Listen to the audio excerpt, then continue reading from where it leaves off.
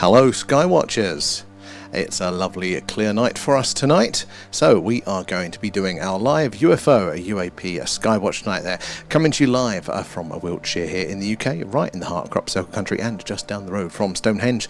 So lots of weird and wonderful things for us to spot in the night sky live there. That blue is the last bit of daylight going. And when the night moves on, that's going to go. We're going to see more and more stars and more contrast. Should we zoom in on this one? Zoom mode activated. There we go. Let's have a look at that. We're going to see lots of things like this. But to tell them apart from all of the man-made objects that are flying around up there, all the satellites and whatnot, we need to see them stop dead, shoot off at speed, change their course or trajectory. That will tell us for sure it's something a little bit more anomalous there. Dan is already in, and Stuman as well. And was that... the real way as well. Took me a second to read that one. How are you doing tonight? Oh, Carl is in as well. So guys, do say hello as you're joining. Let us know where you're all watching from tonight, and if you've got any experience with the phenomena, we'd love to hear about that whilst you're waiting for the action to happen here on screen. But yes, this is our live UFO UAP, a Skywatch there. So more and more stars are going to pop out as the night moves on. The moon is up. Sadly, we can't get it in shot for a moon watch at the minute. It's a bit too low, but that bright moon is going to be doing our night vision in for a little bit there. So it will get better. It'll get a lot better, but it won't be as clear as it is on some nights, sadly, there. How are you doing, Lethal? Good to see you. And Carl coming in with the gifts. Thank you for that. So it all goes back into the stream, helping us improve what we are doing. Pancake is in as well. Good to see you there.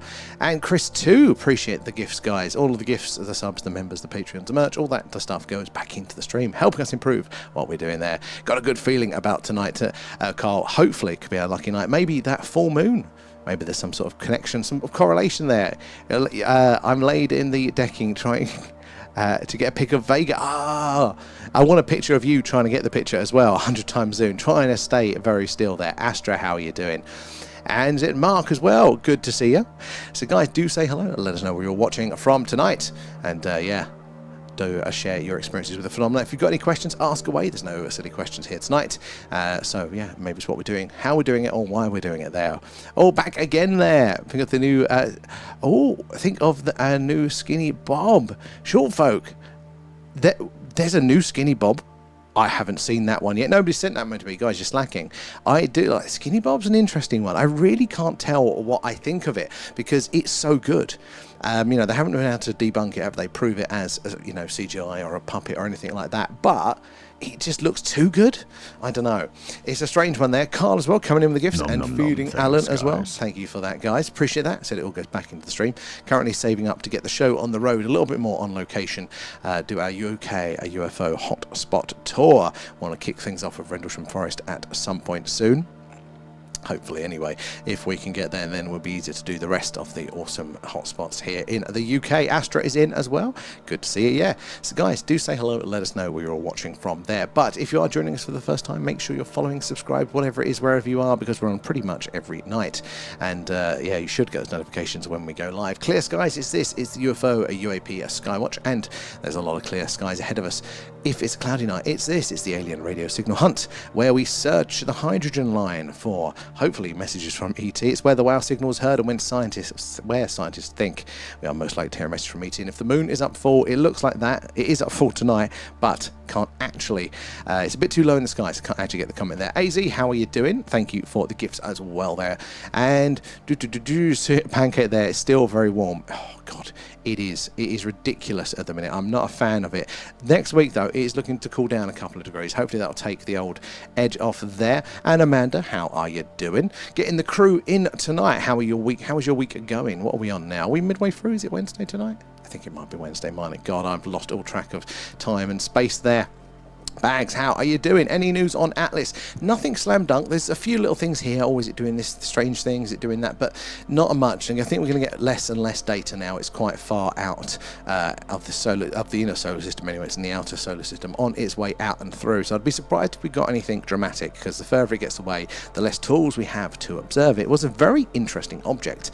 But yeah, it wasn't quite conclusive, was it? But this is the thing. Remember, we are limited by the technology that we have. Sometimes it can do quite a lot to prove itself as, you know, strange, but yeah, our data might not be looking at the right place at the right time there. Amanda is in as well there, and Angela as well there. Good to see you there. Happy full moon. I was hoping we'd get it in shot tonight, but it's not going to get up high enough. It's going to be like still blocked by the trees just about, I think, if the app is predicting correct. That is, one day we will have a moon watch again, guys. One day there. And Amanda, your tea came today. I loved it. I love seeing the picture. You did post it, didn't you, on the merch there? I think I saw it over there. Thank you for supporting us, and it was very good. It should be on the merch showcase when we press the button for that one there. And Skinny looks fake to me, but who knows? It's the inside the UFO. A UFO. Ooh, now that could be interesting. Yeah, it was a bit too good to be true. Apparently, the grainy effect on the original Skinny Bob, that was matched to like a standard, I don't know, video template, basically, of the grain effect. But it doesn't necessarily just prove the whole thing. Maybe that's put in there to throw people off a little bit. You know when it's too good to be true? Like, that was... you know, there's something about that, something a bit uncanny with it. But I don't know, it does interest me. And they're really comfy, so be worn like hell. Super, honestly, like Pancake, that is, I'm not a t-shirt guy, but I'm in them all the time now. I mean, a bit of luck, because I've now got a ton of them, but they are a little bit too good there as well. Got some nice tracks on the screen already. Keep your eyes on them. Don't rely on the tracker. We need to see that thing stop dead, shoot off at speed, change its course or trajectory to tell us for sure that it is something a little bit more anomalous, a little bit stranger indeed. Oh, that's a nice bright one. Should we get in on that? We are trying to fix the tracker to get it a little bit more precise, but it is it's like pulling teeth at the second, although we have changed it so the actual object should be more visible for us there. Oh god, that jumped everywhere. Yeah, so the idea is if it's green, it's not doing anything that gives us a clue that it is anything anomalous. Doesn't mean it's not, but it just means we don't have the evidence for it there. If it goes red, then we should pay more attention. Now, this one is slightly got that tracking alignment ever so slightly wrong there, so it probably will go red before it goes off the screen there as well, but hopefully it's going to get better with time. I struggle to find anything comfortable, so be good. Thank you, Pancake. I'm glad it's worked out for you there. Should we bring up the old showcase? So if you do get any of our merch, guys, post it in the merch showcase on the Discord, and you should appear in here on the stream in all of your wonderfulness. So if you go on holiday, I want to see somebody in front of the pyramids in our stuff there as well. So we should have some few new additions to the showcase. If it's loaded correctly, that is. It is meant to do it a couple of times a day to check if there's new ones. Oh, it doesn't. Oh, actually, that's because I haven't actually refreshed it on this end. So we'll do it. Where is it? Where is it? Showcase. It needs a bit of a refresh. There we go. Right, now that one should load them properly. There we go. First tour t-shirt there. Excellent. Or going swimmingly. Right, let's turn up the brightness a touch whilst it's going through there, and then back to the show. Dawdle's coming in with the gifts. Thank you, Dawdle. How are you doing? Right, where do we get to in the TikTok chat? There's something beautiful in 4B. Right, where is 4B? There. Oh, so right on the beat. Oh, that is Vega. Good spot in there. So it's not fully up yet. And no, that should be into the middle of the screen as the night moves on there. But yeah, Vega. Big, bright, beautiful Vega there. All at number 2 moving objects here. Will they get caught by the tracker? Yes, there we go. Boom. Zoom mode 26 light years from us here on Earth is Vega. Burning much hotter, much bigger, much brighter than our star, so it won't last as long. But as the night gets darker, that purple is going to become more and more pronounced there. How you doing, TB? Good to see you. Starts with V. Vega, back as you were spot on there. Oscar, how is the US? How was the tornadoes there? And managed to get 2 pics there, but a bit blurry. Oh my god, it's so hard, like without all the tripods and the mounts, and oh, it's a nightmare. On your way home from DC, have you had everything done? You're home to the UK, and there is 6 Starlink satellites passing at 2240. I wonder if we will get lucky if they'll come on this part of the night sky. How you doing, Dawdle? I should see them pass. That would be cool. I do love seeing Starlink, and it takes a while. It's a while. What am I saying? It's been a while since we have seen it there. Got one of the Blue Walkers free passing. Love it. All good here. There. I hope it's not too hot. It's still warm. It's still ridiculously warm. It's over 30 degrees again today. I'm not made for it there. The tornadoes eventually calmed down there. The stress was a river. I bet. Oh, the streets were a river. God, I bet. It's an experience though, as long as you're safe. That's things. You got a tripod. I was trying to do it with the moon, and oh my god, just like with the Earth's rotation stuff, it's an absolute nightmare trying to keep it aligned. I suppose Vegas further away. But yeah, it's trying to make any adjustments, and then it wiggles, doesn't it? There, the trip. Oh, it's just a holiday there. I need to come back for the doctor stuff. Oh, I thought you had to go to the US for some test or something there, but. Oh, you're half American, Oscar. I didn't know that as well. So a house over here and everything. Oh, very nice. Well, we'll be tapping you up when we do our US tour, Oscar. Yeah? Hope it's gone. Oh, well, they had a good time there. And Cena Quinn there as well. Thank you for the follow. Where are you joining us from tonight? Guys, if you are just joining us, we're doing our live UFO UAP Skywatch night. Currently live from Wiltshire here in the UK, right in the heart of Crop Circle country and just down the road from Stone Henge. Long history of the weird and wonderful in the skies. So do help us spot the strange and anomalous. But say hello and let us know where you're all watching from. And thank you, Lethal. I'll have to check those out in a minute. There, Ireland, I love that. Ireland has a long history with the weird and wonderful. I can't decide if it's Scotland, Wales, or Ireland are going to be the most active that we hear about of you guys sharing it. Have you heard or seen anything strange in the night skies there? And what part of the sky are we looking at? So, short folk, from where we are here in Wiltshire, we're almost pointed directly up. Almost pointed directly up now, straight up. And Mark there, hi, this is the second time I've started watching your channel there, last time a couple of days back. I like the tracking system and good luck with your show tonight there. It's a cloudy Essex hit. Mark, awesome to see you in, and thank you for joining us for a second night there. Hopefully, yeah, you can live vicariously through us with the clear skies here tonight. It's meant to be very clear. It's not going to be its best because the moon is going to be full and it's going to be doing our light night vision in, so, you know, make sure you catch us again in future for those ones. But very good to have you in. I miss Essex in some ways. I miss it. I was from Basildon and Southend until very, very recently. I was going to say how the skies are, but they're cloudy there. Have you ever seen anything strange in the night sky there, Mark? Thank you for joining us. Where are we? Down. Oh, yeah, seen loads of flashes and weird stuff. I like it there. Have you ever seen anything up close? So, good question there, Sean. It is Sean, isn't it? There, Sean. Yeah, there we go. Good question. So, yes and no. They're on doing the Skywatch, no, and I would love to see like the outline of the craft and all of that sort of stuff. It's mainly just the anomalous light movements and things like that. So not the straight ones we're getting at the minute. There's an untracked one there and a too faint one there. Not like these. These at the minute, as far as we know, are just going to be man-made satellites. But we have seen ones act very, very strangely on here. Now, when we do our on-location live, so at the minute we do the old Iron Age hill forts that surround this little town here in Wiltshire. Long history of sightings where the old 60s and 70s Skywatchers would go up and have lots of experience. We take you guys with us with our little mobile rig, and we have seen something that was potentially on top of that hill with the air there, but it would still look like a light orb or something like that. And Steve as well, thank you for the follow. Where are you joining from there? Yeah, you've got to give in. You've got to get your tripod out there, Lethal. And where do we do it? From Gospel Indigo, good to see you in. The crescent moon can look stunning too. I actually prefer it when it's not a full moon. Maybe like halfway there, you know, something like that. Because when you get the little bit of shadows, that is when... Ooh, there's a moth. That is when you get the highlighting on all the craters and stuff. It actually looks quite flat on a normal full moon for us. Should be here soon. Private Tomcat, hello. How are you doing? Hope you've been well. And Sir Paul of Members, how are you doing, sir? Good to have you. And thank you for the gifted membership there. Appreciate that. All goes back into the stream. Help us improve what we do. Who got it there? And Demons as well, you got that one. You'll be able to join us on our next deep dive. When is the next deep dive? It should pop up on the screen at some point. It is Friday the 7th of August there. National Institute for Discovery Science. We're going to be reviewing their archival website. But our deep dives are a little thank you to our supporters. Oh, good use of the grid there, guys. Should we zoom in on that one? Nice and blue. Activated. Look at that one there. Possibly a Starlink one for that coloration. But yeah, it's our little thank you. To our members and Patreons, etc., where we take a deeper look into all of the documents, the whistleblower testimony, the latest releases from the US there, the historical reports, all that sort of stuff related to the phenomena. It's doing our UFO homework, and it is bloody interesting there. And Aid as well there, whilst watching, we'll set up the Dwarf Mini. Bit of haze here in my part of Devon there to see what it picks up. I'm very much tempted to bung one of those dwarfs on a credit card for the solar, the eclipse there. I'm very tempted. There are nice bits of kit there.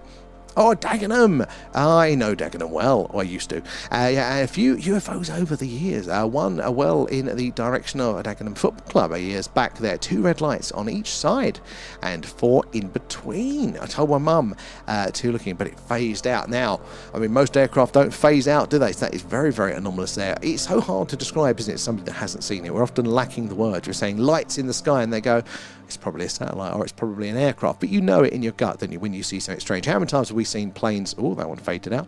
How many times have we seen planes up in the night sky, satellites passing? We know what they look like, and then, yeah, we just don't have the words often to describe it. Where did we get to there? Shay as well. Welcome aboard. Thank you for the follow. Guys, do make sure you are following, subscribe, whatever it is, wherever you are, because we're on to pretty much every night. Clear skies, it's this, it's the UFO. UAP Skywatch, live from Wiltshire here in the UK, right in the heart of crop circle country, and just down the road from Stone Henge. Cloudy nights, it is the alien radio signal hunt, looks like that, where we are hunting or searching, say, listening on the hydrogen line. That is the channel on the radio dial that scientists theorise. If ET's out there, that's where they'd put the message.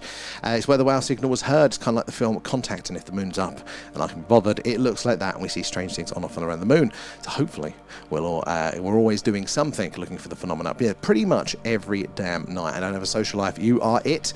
There, Mason, how are you doing over there on the TikTok? And Via the Void, I really need to get abducted tonight there. You got the dentist tomorrow there. Could we do with some Travis Walton experiences? I don't know what's traumatic, if it's the Travis Walton in the Fire in the Sky version or the dentist. I think they're pretty much on par. I feel for you there, Via. And Cheap Pass there, how are you doing there? Can't stop just popping in to drop a like. Thank you, Chipper. That's very, very kind of you to do so. I hope you are off and you can't stop because you're off to have fun. Have you seen the new Skinny Bob footage? No. So Dan, who was it mentioned that one earlier? Was it Short? I think it might have been Short that mentioned that one earlier. And I haven't seen the new Skinny Bob. What do you guys think of it? Apparently it shows a bit of inside the craft. I might even have to watch it on stream because I'm very keen for any of that sort of footage there. Well, another during the COVID there, my mates and I saw a black circle above us for about an hour, took a picture and didn't come out, and the same thing the next day as well there. Another story, it's, oh, Mark, I'd love to hear those ones. Thank you for sharing them as well. I didn't really see anything when I was in Essex. There is stories, in fact there's quite a few interesting ones, especially from the early days from Essex Way, but I didn't pay much attention to the night sky. It's so light polluted, I never really saw anything, and then moving here to the country, boom, blew my mind how clear the skies were. Dentist, most definitely there, and you have to pay for it. Oh, Casper has it. Oh, interesting. Even better there. Casper was talking about it. All right, I'm going to have to investigate that one. Oh, that is so... I love the alien footage. Just to think that, you know, you could actually be looking at an alien. Like, you know... It's the same. I get the same feeling when we're looking at the rover, you know, panoramic shots they do on Mars there, and you go, I'm actually looking at an alien world there, another planet. What a time. And how you doing, SK? Good to see you in. Where did we get to over on the TikToks there? Scaffold and JB, thank you for the follow, and Claire as well. Guys, where are you joining us from? Do say hello, let us know you're watching from there. We only just started. We're 17 minutes in, so you're not too bad there, Mason. You've got all the time to catch all the good sightings. And Scaffold there, I love this. Have you thought about getting some good night vision there? Apparently you can see way more. Oh, we have. I've got some bad night vision. We've tried it. It's just too bad, sadly. What this camera can do, not at the minute. We need to get it sent off. So that is one of our little projects.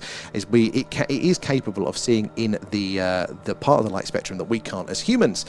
So the infrared down the low end and the ultraviolet at the other end. Now we're watching at the middle in the visible light, which is what we see, but yeah, the infrared part, which is what night vision tends to use as well, is meant to be really, really active for the phenomena. Maybe sometimes the only way that it can be observed in some cases. So yeah, that is on our to-do list, to send this camera off to have the filters removed, because it's actually inbuilt capable of doing it. It just makes your pictures bad.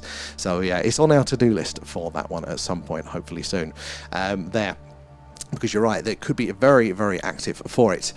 Where are we? Down here. JB as well. Have you seen anything yourself? Yeah, definitely. We see quite a lot on stream. These skies are fruitful. There's ranges of anomalous. So, right, the good stuff. We need to see these objects like we're seeing tonight. Let's zoom in on a couple of these ones. Right, let's pick this one here. Zoom mode activated. As far as we know at the minute, that is probably just a man-made satellite. There's a hell of a lot of them up there, and until it does something strange, like stop dead, shoot off at speed, change its course or trajectory, we can't know otherwise. Hopefully this tracker is going to identify that. If it goes red, then there's a chance that it's done something strange, basically. But green, we just don't have the evidence to know what it is for sure.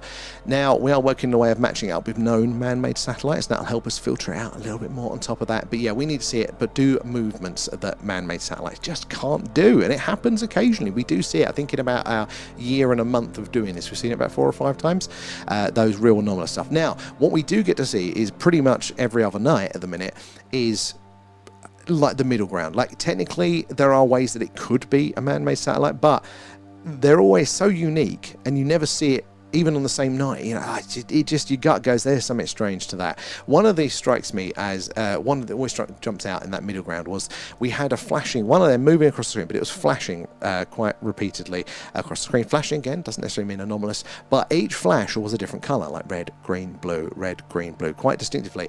Now that really, again, it's not impossible for a man-made satellite to flash different colors back, but it would mean that the surfaces are different colors to reflect different colored light form. I've never seen it before, I've never seen it since. So it's like that, you go, that feels very anomalous, but we can't say 100%. We do get that quite a lot when we are doing these lives there as well. So guys, do say hello. Let us know where you're all joining from tonight. We want to hear from you all. But yeah, we've seen that, and definitely when we've been setting the camera up and stuff. How about yourself, JB? Have you seen anything? Leslie Lilly, thank you for the follow. And it's boiling outside over. It's still boiling here, Mason. It's not stopped boiling since like March. I saw something about 15 years ago, cigar-shaped, completely silent, and made an impossible maneuver. Now, the silence as well, and the maneuvers, they are some of the tick boxes, two of the five observables there that, you know, lock it in to be a UFO. But each one of them is pretty hard, if not impossible, for our modern technology to do. Not even by, like, you know, 30, 40 years' time. We're talking about, like, do we need new physics to be able to do that sort of stuff there? The silence is interesting. You know, even a battery plane would make a noise. You take the combustion engine out, it's not just the engine noise, it is the parting and the moving of the air. That's what the sonic boom is on fighter aircraft. That's the air passing basically at that speeds. So yeah, how do you get rid of those sounds there as well? But the cigar-shaped ones are a really, really classic there. And Wicked Mate will be tuning back into it. Thank you, Scaffold. I warn you, we're on every night. It gets very, very sticky here. We get lots of people who have been with us all over the last year in every night, and you're welcome to join us for any night that you want to there. And where are we? Marcus as well, Joanne and Wolfman and Adam there coming in with the gifts. Appreciate those guys. It all goes back into the stream there, helping us improve on what we do. Gifts, the subs, the members, the merch, all of that jazz. Say we're currently saving up to take the show on the road back to do our UFO hotspot tour. Kicking off with Rendlesham Forest there once we can. Where are we? Down here on the list, about here. And Joanne is in there. Harko, how are you doing, sir? It's effing awful. Not used to the sustained heat, Mason. The sustained. I can do the odd heat wave. They're not pleasant, but I haven't slept in. I don't sleep anyway, but I'm sleeping even worse. It's not been below 28 degrees in my room, said, for about 2 or 3 months now, since well before the first heat wave. Adam is in there. OGV, how are you doing tonight? And Wolfman was up from Oklahoma. I always forget that you're from across the pond there. Oh, God, I'd love to do a UFO hotspot tour over your way in the US there. V coming in with the shares. Guys, it is the likes, the shares, the tapping away, all of that jazz that helps us reach more and more like-minded people there like yourselves. And the more eyes and minds we get on the Alpha Phenomena, so the more we can all piece that puzzle together. Tubers, I'll be back over to you guys shortly. I'm just finishing up with the TikTok chat. Where do we get to? And then I'll be back to you. I'm bouncing between 2 chats tonight and TikTokers. You're not getting the best quality show there, actually, over on the tubes. The camera is right round the right way. Less of my face, more of the night sky, and all sorts of other analysis there. So definitely check it out there. And yeah, back in there, Print Farm. How are you doing today? I know, Adam, we still haven't unlocked it. I tried. I logged on from the phone, but I couldn't figure out how to do it. Me and Lester are saying, oh, it's just awful. It doesn't take much to disturb my sleep there. Emma as well, thank you for the follow. I'm glad to hear it, V. How's Gladys as well? Right, okay, let's bounce quickly back over to the tube chat. Where did we get to with you wonderful people? We got SK in as well there, and is that Jeff as well there? The sound of the projector kind of gives me a feeling that the footage isn't genuine. So the first Skinny Bob footage as well, the actual speckly wornness of the film, that was proven to be like a stock, not stock image, but stock graphics you can use in filmmaking and buy that. But it doesn't mean that the actual thing behind it isn't. But that could be a clue to it as well, couldn't it? There, oh, that's a nice big and bright one in there. We have modded the tracker to hopefully take up less of the dots, so we can now see it a little bit clearer there as it moves. But we need to see those objects, guys, stop dead, shoot off at speed, change their course or trajectory, so we know for sure that they are something a little bit stranger than the many man-made objects up there in the night sky. And we're good there, SK. I like to hear it there. Knackering day and time to chill there. Hard work works well there. And that went, is it? Rento, my eyes are going there. Sorry if it's been asked there, but what's the bright object in B4? Never be sorry, there are no silly questions here before. So, Wento, that is a very good question. That is Vega. That is a star about 26 light years away from us here, burning much hotter and much brighter from our sun. If you've seen the film Contact, spoilers, it's where Jodie Foster's character may or may not travel to. There, which is funny because obviously we do our alien radio signal hunts just like that, but it's a beautiful star. Now, we've got a lot of blue in the night sky tonight. Now, that is partly because the sun hasn't fully gone around yet, and this lens lets in so much light so we can see all these objects. That's an untracked one there. So it's still letting in a bit of that light, but also the moon is quite bright tonight, so that's going to do our night vision in. So we're probably going to get like a 7 out of 10. At the minute, this is a 5 out of 10 for quality. It gets a lot prettier than this. And where are we? Down here. Right here, Stone Henge just did that. Thank you, Michael. You popped into my head another day. It naturally just formed that way. You know what? You need to meet Rich in the chat because he's got his own feelings of Stonehenge. I think he would contest heavily that Stonehenge just did that. And Chibar's there. I should have said can't stop along there. Oh, he's still here. A Welshman in Ireland. Oh, there we go. A few points. Audionix, how are you there as well? And what just went past there, Vega there, moving very faint and appeared to turn back on itself. I didn't bloody see that one. Did anybody else catch that one? And Amanda, I've been, because that would, if it did, that would be highly anomalous. That would be a eureka moment for us. Luckily, these are recorded, so we can go back and double check on those ones. You've been awake since 1 p.m. yesterday. Oh, Amanda, I've done that a few times. I'm the worst for wear. Get an early night. Alan will forgive you. Yes, you will, Alan. And where is you there? From C to D, along the fine line between D and 4. Ooh. So was there another tracking line next to it there? Could have been a blip in the connection. Maybe it's the only time it fails like that. It gives those. It's normally they have to align perfectly where another dot and the two circles targets cross, because sometimes then they can jump to each other's line, which I've still got to figure that one out. But that could be it there. But it's definitely worth checking out. Thank you for the heads up there. And I think people who've not travelled to / lived in the UK cannot appreciate how much our buildings retain heat there, and hence the exceptionally muddy conditions indoors. I'm still surprised. I had air conditioning, one of those portable ones, during the heat wave in my bedroom, and I put it on at 3 in the afternoon, turn it off when we do this sort of stream at 11 at night. So it'd been on the whole time. It would knock it down maybe 2 or 3 degrees, just enough to be a little bit more bearable. And then as soon as I turn it off at 11, I come to bed after the stream at like 1. It was the same temperature as it was during the day, even if outside is, they do, it's like a radiator. Happened at 22:45, bang on, thank you, I'll be able to work that one out then. Oh, it didn't have tracking on it. Oh, okay, that is even more interesting then. Because, yeah, that wouldn't have been a tracking floor there. And B19, how are you doing there? A up. Are you back now? Have you travelled back from your festival? Good evening from Norfolk there as well, Michael. Good to have you in. And Laura as well there. Where are we down there? How are we diddling there? Not there. Oh, okay, Laura. What are you on about? This is... Laura, look, I don't mind people not liking the fast talking. I don't particularly like it myself, but a lot of you guys do. So that's why we do it. We've got 2 chats to go through. So we have so many messages, and we want to make sure we're reading everybody's messages. So that's why we have to run through it really fast. But a scam artist. Are you one of these people? I don't like to normally get personal, but it looks like you're a little bit neurotic, and you probably... We're probably these people that runs around ripping glasses off of people thinking they're those meta AI ones. Where are we there? Exactly, Pancake. And where are we down here as well? And Adish as well. Sorry, totally got that one wrong there. Adesh, sorry there, from Trinidad there in the West Indies, in the Caribbean. Love it there. Some for over a month ago, and like the video. Thank you. I really do appreciate that as well. What's the UFO culture like over there? I know it's a beautiful beautiful country, but what is the is it talked about there, or is it kept under the rug like it is here as well? I'd love to hear about that, and if you've had a sighting as well. Thank you for saying hello there. Where are we? Down here as well. Where's Raf exactly? There. Yeah, where are we down on that one? Where's it gone to? We'll do that one there. And where are we down the line? $4 moon tonight. I appreciate that. I wish we could get it on stream, Dan. I'm really disappointed because I was hoping the moon would be high enough tonight over the tree line, but sadly not. It's just going to be just behind it. I put a deep dive on the black triangles that I spotted earlier on the Enigma app there. It was interesting. Thank you, A-Up. I'm going to have to check that one out as well. If you want to check those out, guys, over on the Discord, do join our little community over there. Now, that is lots of really cool personal experiences and all of that sort of stuff there. The latest UFO news as well, linking by far that one. And where are we there? My aircon makes my room icy. I am very, very jealous of that one. I was back yesterday there recovering. You'll be off to a gig tomorrow night, though, won't you, knowing you? Yeah, exactly, super.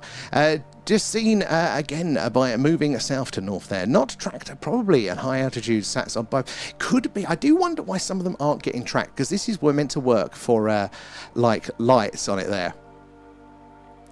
It's went to work, you know, like on light and pixel movement and stuff like that. So yeah, very interesting. Why it's not, because it should still pick it up there. Yeah. What's that one? There are numerous graphical glitches. Also, truly confirmed. What's that one? Gonna repeat it. Okay, I did miss that one there. Explorers, but there are numerous graphical glitches. Well, and confirm it's nonsense. What are you on about with that one? Sorry, man. Oh, Skinny Bob. Sorry if we missed something else. Yeah, I did. Did it scroll ahead on me? I think it might have done there. No, I think I might have missed those ones. Yes. So I need to see this one. I'm tempted to look it up now, but I don't want to move the flow there. I ain't moving nowhere. I'm definitely envious of that aircon as well. How are you doing? Is that Lustino as well? Good to have you in. How are the skies of Portugal? Right, I'm going to pop quickly back over to the TikTok. Where are we coming from tonight? Speedy one coming through. Oh, that is a fast one. Hopefully, if we can get their altitude, we'll be able to get their speed. We'll be able to calculate that one as we're going. Where are we, guys? TikTokers, where do we get to with you guys in the chat? Again, if you're new here, do say hello. Let us know where you're all watching from tonight there. We want to, excuse me. Want to hear from you all. Ask away any questions. There's no silly questions at all. So do feel free to ask anything there. It might take me a minute to get to you. I'm across two chats tonight between the TikTok and the tubes. Yeah, so it might take me a second, but I do want to hear all of your questions. And if you've had an experience with the phenomena, I want to hear that as well. Where did we get to? Where did it go to? I think around here. Somewhere around here. With the V being in, didn't we?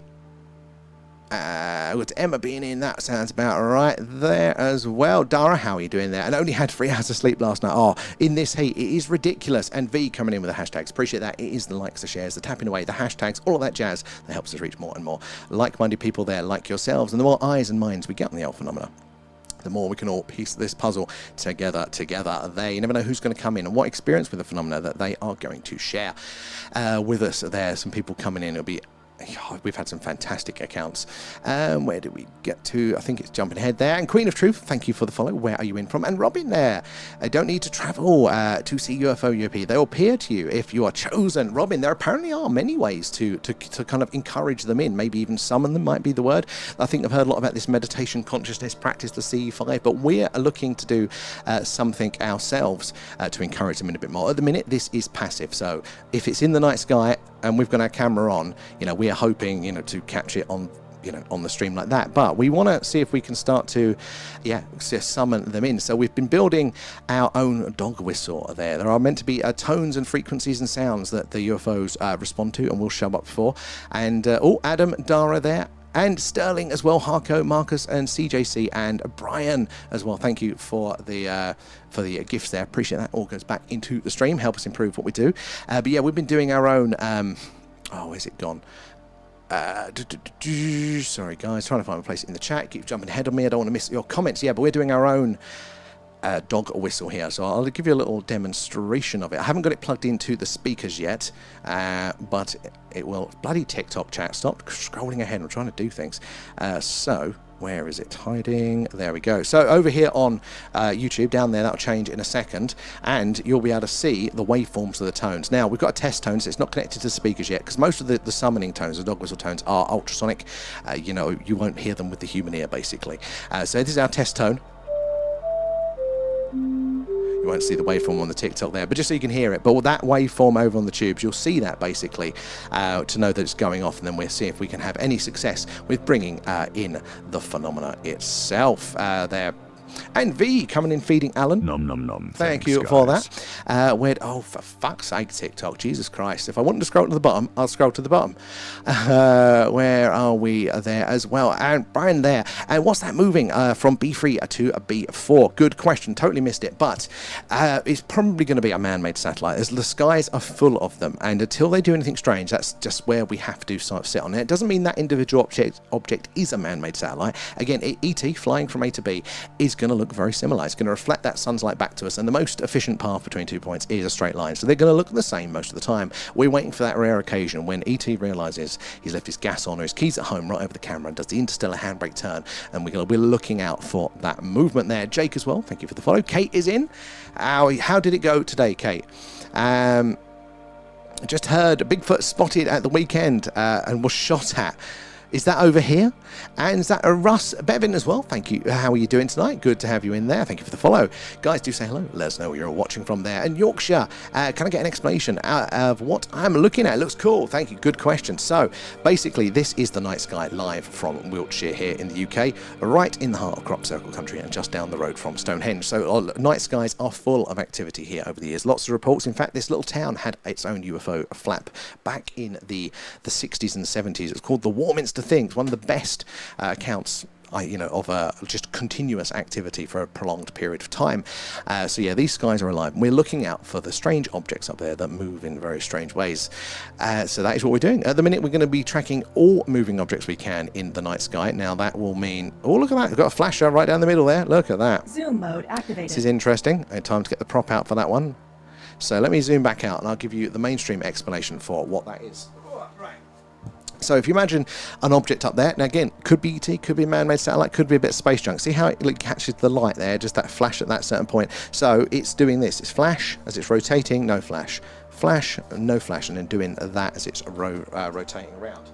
So now, modern satellites, they are designed to point sort of normally one way. Like if it's a spy satellite, its camera's down to the Earth, moving around like that. It's not rotating, is it there? Same with the communication satellites, their antennae. Older ones can, or dead satellites can. But if it's rotating, it can be an interesting one for us. There, but that's what we're looking out for, the strange anomalies there. What does it mean if something moving has a circle around it and the path is tracked, but others don't? So normally a flaw with the software.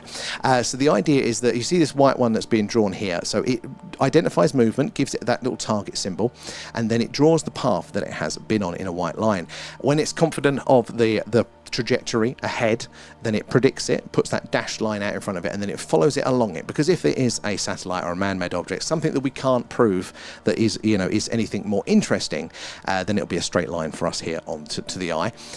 If it's more interesting, does something strange, then it's meant to go red. Now that one at the bottom has gone red, so we need to look at that one and just double check, but no, that looks like a tracking alignment issue there, so not getting it quite right all of the time. But yeah, that's what it's meant to be doing. Now it is a guide. It's not fully reliable at the second, so you got to still keep looking with your eye there as well. And CJC, we're in Wiltshire in the UK, a little town called Warminster. So look up the Warminster thing. Really interesting UFO flap. Does not get the recognition it deserves there. And new here, but got hooked as soon as I saw it. It was spaced up there. Brian as well, welcome aboard. Are you interested in the UFOs, the aliens, or is it just space? Because space is phenomenal there. I have a foot in each. I'm interested in the space, the astronomical worlds there. Just space is stunning, isn't it? And when we get a really clear light with low light from the moon there, the colours of the stars are just mind-blowing.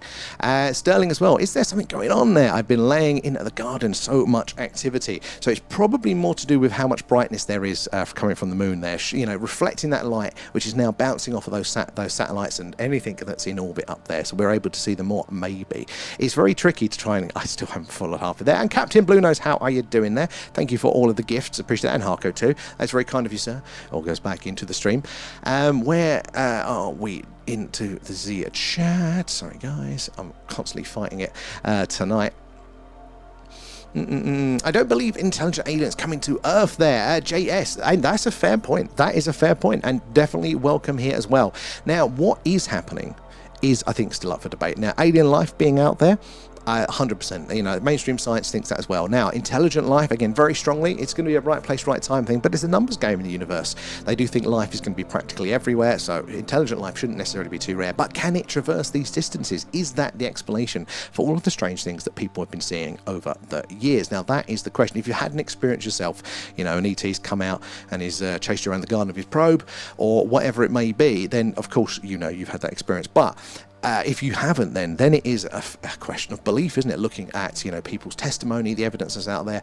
I lean quite strongly that it is, but ultimately, even if we see an object tonight fly across the sky, do a little zigzag, which we know is highly anomalous there, it means it cannot be a man-made object if it's at those altitudes behaving like that. It doesn't actually tell us what it specifically is. Now, is it ET waving as he goes by, or is it some sort of thing we just haven't even considered yet, some sort of totally freak weather phenomena that nobody's ever predicted before? I mean, possible, I don't know. We've got limited measurement for down here, so Jay, that is a very fair position to be in there. Sterling as well, Brian, and Dan, thank you for the follows, guys. Good to have you in. Marcus too, and Kate coming in with the gifts there. It is, I find it interesting. And look, space, we don't necessarily need the aliens. Space is stunning, especially when we get like a Starlink train or a really good shooting star crossing the sky. It's absolutely phenomenal. And thank you, CJ, as well, for the follows there. And X, plenty of aircon outside. I'm not outside though. I can't. And Marcus sent a treasure box. Guys, if you claim those coins, I do thank Marcus for that one there. I'm new there, watching from Preston in Lancashire. I love that. How are your skies tonight?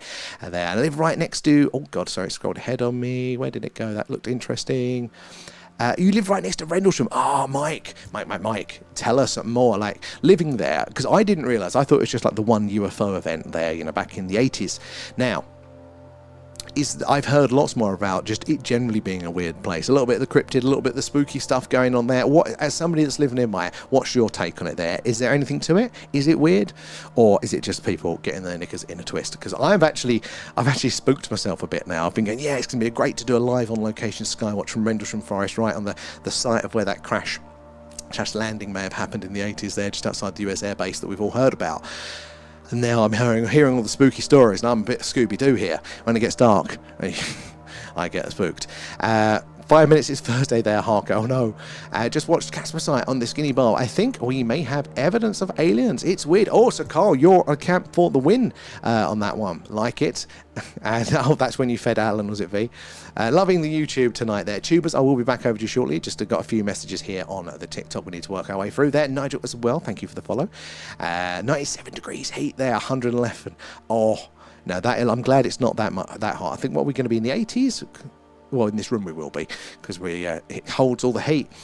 And straight our way, I started doing the hand signals to that one. You know it. And Blue Nose as well. There we are, getting to see you in there. And everybody, and stuff explained as well. Thank you for the share. Appreciate that, guys. It's the likes, the shares, the tapping away, all of that jazz that helps us reach more and more like-minded people like yourselves. You never know who's going to come in and what experience of the phenomena they are going to share. That is the thing. More than the sightings that has changed my opinion the most on the phenomena is hearing all of your individual accounts, just the range of things that happen and how often there. And Stephen from Perth in Scotland, that is a destination, or Perth isn't, but you know, there's a few places in Scotland that is on our UFO UK UK UFO hotspot tour. Get around the right way, Sam. Once we've saved up to get the show on the road there. Oh, contacting the nephrologist. Nephrologist, almost a word there. I have to add another load of water to. Oh my God, Kate. So not good news then. And did they say it could be related to the heat as well? And is that CMC or C? Yeah, I think it's CMC there. Thank you for the follow. It's Thursday now. I'll catch you later, Harco. And Two Fat to Carry as well. Thank you for the follow there. Paul coming in with the shares. And Bob, welcome into the community, guys. Heat index, oh, that is a horrendous, Wolfman. And oh, she's hoping the water, if it's the water, due to being the heat wave when I had the phone. So that's what, hopefully, you know, all that hard work is going to pay off there once this bloody heat gets out of the way. Danny as well, thank you for the follow there. And that witch too, good to have you in. And Kylie too there. And V, that was Agent X there, didn't mean to reply. And Ian there, if you saw a light doing a loop-de-loop there, what would you do then? So we know what happens when I think we're seeing something anomalous. I swear, then I go quiet. The ISS has caught me out a few times. But no, when we do see there's some strange things there and we go, it's the only time you get me to shut up after a few swear words. So we clip it, we post it. That's the best we can really do, especially in this day and age. This is a live camera, you're watching it live, coming in there, but if we post it, everybody will go, oh, it's AI. We do post it so you can all see, but that's why it's so important that we're all here to live, so you tonight together live into the action, because then we're all seeing it in real time. We can all share that experience truly, and hopefully we can just ever so slightly push that needle of belief. We're unlikely to have a slam dunk eureka moment where we convince the world, but if a few people just come in and go, oh, I like space, let's watch this a little bit, and they go, oh, maybe there is something to this UFO stuff, that just helps erode the stigma, and then more people can share their stories. So that's how I view our role in it all there. Kate and Blue Nose and Louise as well, they're coming in with gifts. Appreciate that, guys. So it all goes back into the stream. And Nomad 2 as well, and Ian in, how are you there? And Amanda, good spot in. Louise as well, thank you for the follow. And considering how many possibilities could be 1,000 or 10,000 ahead of us there, wormholes are second hand. Oh, what the possibilities, of what the phenomena could be. And I don't think it's just going to be one thing as well. Like the range of experiences that people have, I think, unlikely to be just one explanation. That, it's specifically aliens from Alpha Centauri. Maybe they're part of it, maybe they're the bulk of it. But at the minute, with the very limited data we have, where my gut is telling me, I'm thinking the orbs that we're seeing a lot are going to be the plasmoids, probably. The intelligent plasma life forms. It's probably been here on Earth with us the whole time. Science is leaning that way. I feel like it's very close to being confirmed scientifically, which would be very, very interesting. And then I think the traditional UFO stuff, the greys, is probably going to be responsible. They're probably going to be us from the future. How crazy that sounds, but that's where I'm leaning at the minute. It makes most sense, and there are reasons why. And no worries, Ian, it's good to have you in. And Alan as well there, thank you for the follow. Adam too, they're coming in with the shares, massive appreciation. It's the likes and shares that help us reach more and more like-minded people like yourselves, and the more eyes and minds on the phenomenon, the more we can all piece this puzzle together. But more importantly, the algorithm shares it around, we make more friends, but they never know who's going to come in with what account of the phenomena. That is my favourite bit, is hearing all your individual stories. Right, where did we get to? Over to you wonderful tubers there. Alan, I think I saw Living Light pop up. Alan, thank you there, Living Light. Where did we get to in the chat with you guys? Where are we down there? Thank you, Grandmaster. I totally forgot what he was on about for a second there. I was like, what was it? I thought he was talking to Laura. And Lust as Eno as well there. How are you doing? How is Portugal tonight? And ads as well. Well, in Trinidad, most people ridicule the paranormal, but the SpaceX shuttle or satellite that passed a week or so ago, people were like, what is that there? UFOs, USA drone?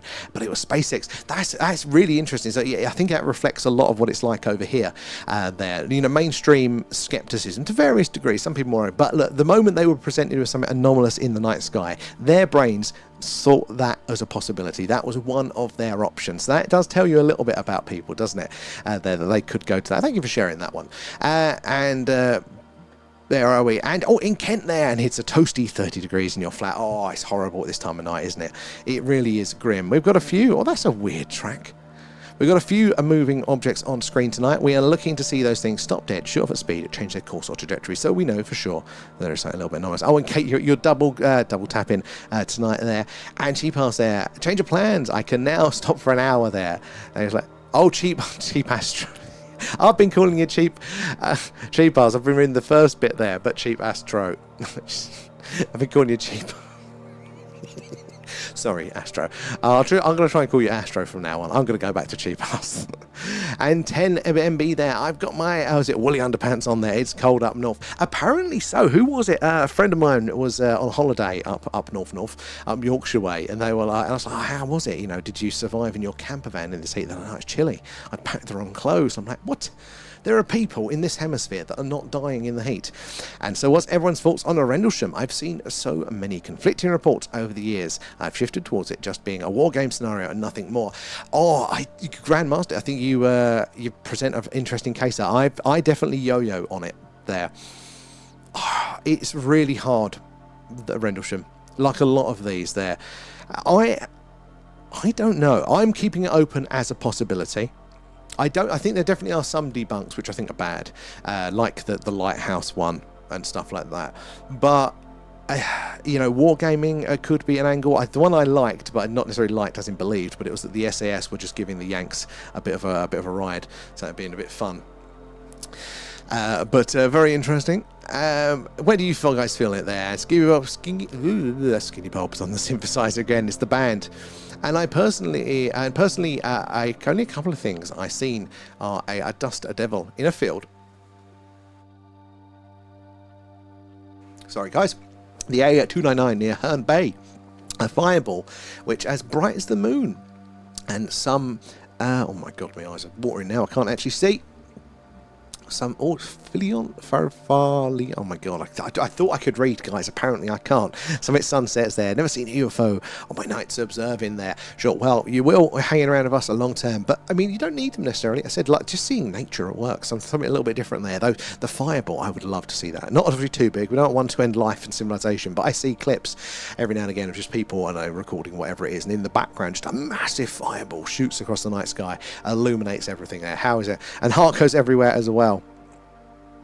Is that here? Yeah, I've heard people. I don't lean too much to Bigfoot being in the UK, but people do say it could be true. I haven't looked into it much, but I was thinking of what we could do for like the winter streams when it's too cloudy to do this. What sort of live investigations can we do? I think could we do like trail cam Bigfoot watch? But I don't know how to get some cameras over to the US there. Also a dull grey, a silent cylindrical craft over the coast of Herne Bay there about 20 years ago. Their sighting lasted about 2 minutes there. Classic UFO behaviour of shifting off at high speed there. Bang on. Lots of people have seen that, and I would have thought, you know, oh, it's the classic saucer. You know, that is going to be the most common one. But no, especially in the early days, it was the cylindrical shape, but also a cross shape was quite common as well. But not seeing one then myself there. Good catch on the flasher. Yes, that'll be the only one of the night that I catch, guys. But that is what the interactive grid is for. So, guys, if there is something we miss or I miss there, do drop the grid reference in, or the tracker misses. And if it's good enough, the mods will press the square, the interactive grid, and it will highlight the square.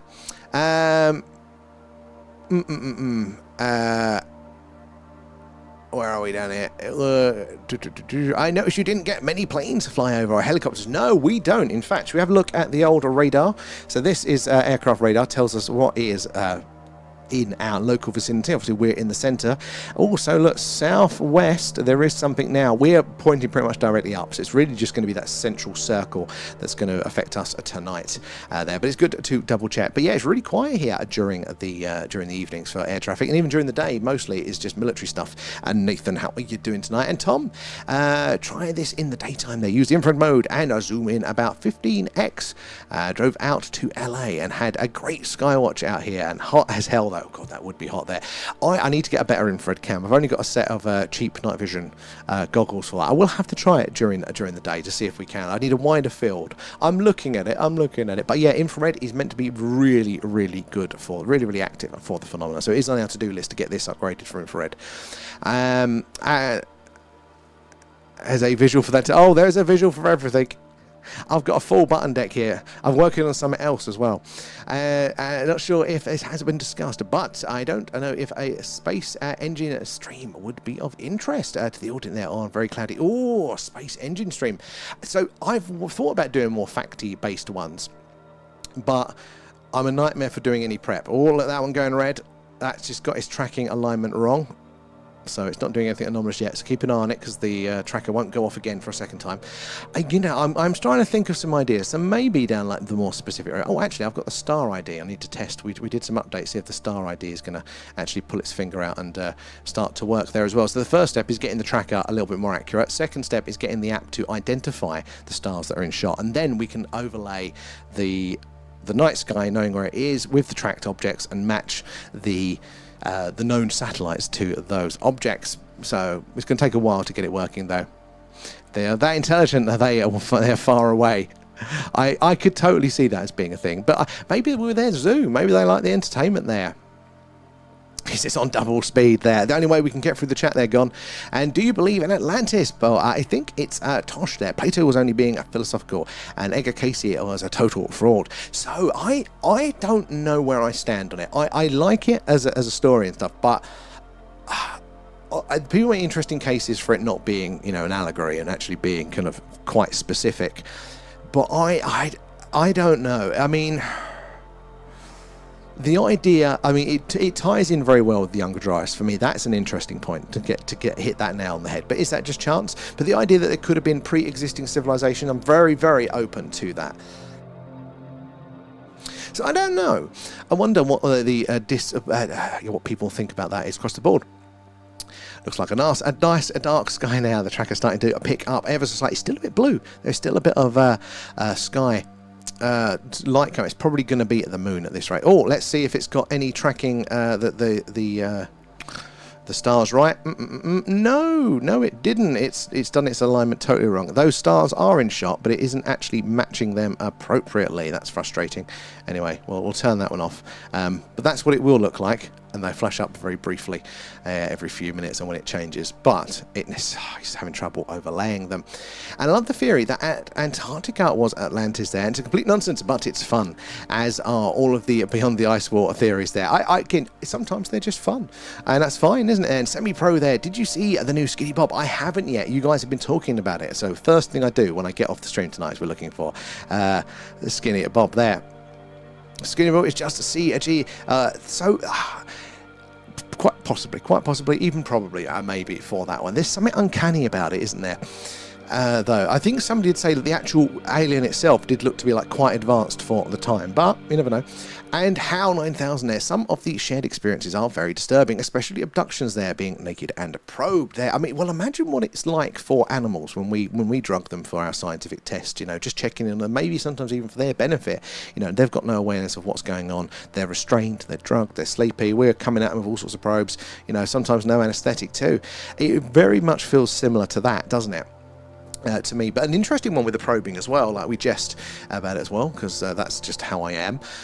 But I think it was the Dr. Michael Masters, he's the evolutionary biologist there, that put together the extratemporal model, the idea that the greys are us from the future. But he was saying, because he works in evolutionary biology, he said when they do regularly get stool samples from bears, they don't give it laxative and wait for it to shit and then scoop it up.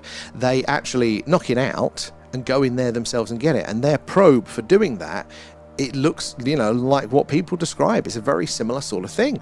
So, you know, I love a little tiny detail there that people probably wouldn't know if they're, you know, making those things up. They do seem to have quieted down. There's an untracked one. Good use of the grid, guys. Let's zoom in on that one. Don't know why it's not picking these up. It's definitely, consider the size, no smaller than that one that did. Oh, it did get it there eventually. There we go. Although it has got a missed alignment. Where did we get to? And Living Light, how are you doing there? And evening as well, ads. Anything new, worthwhile observations? Or what did we have last night? There was it the orange one last night? That was interesting as well. We're all good here. How about you, Nathan? And is it Pan as well there? Hi from the Isle of Wight there. I'm glad your channel, glad found your channel randomly popped up on my account there. Just watching the objects being tracked is interesting. Thank you, Pan. And this is the thing, I find it absolutely fascinating. I didn't know when we started this channel if anybody would be interested too. I thought if we got about 8 people or so, just have a bit of a chat, keep me company and seeing what's going on. I thought that would be great. That's all I can ask for. But no, we have found absolutely thousands of you guys over the last year or so, and surprisingly how interesting people are, but also how much people are willing to share their knowledge and their experiences as well. So piecing this puzzle together there. So thank you for joining us there, Pan.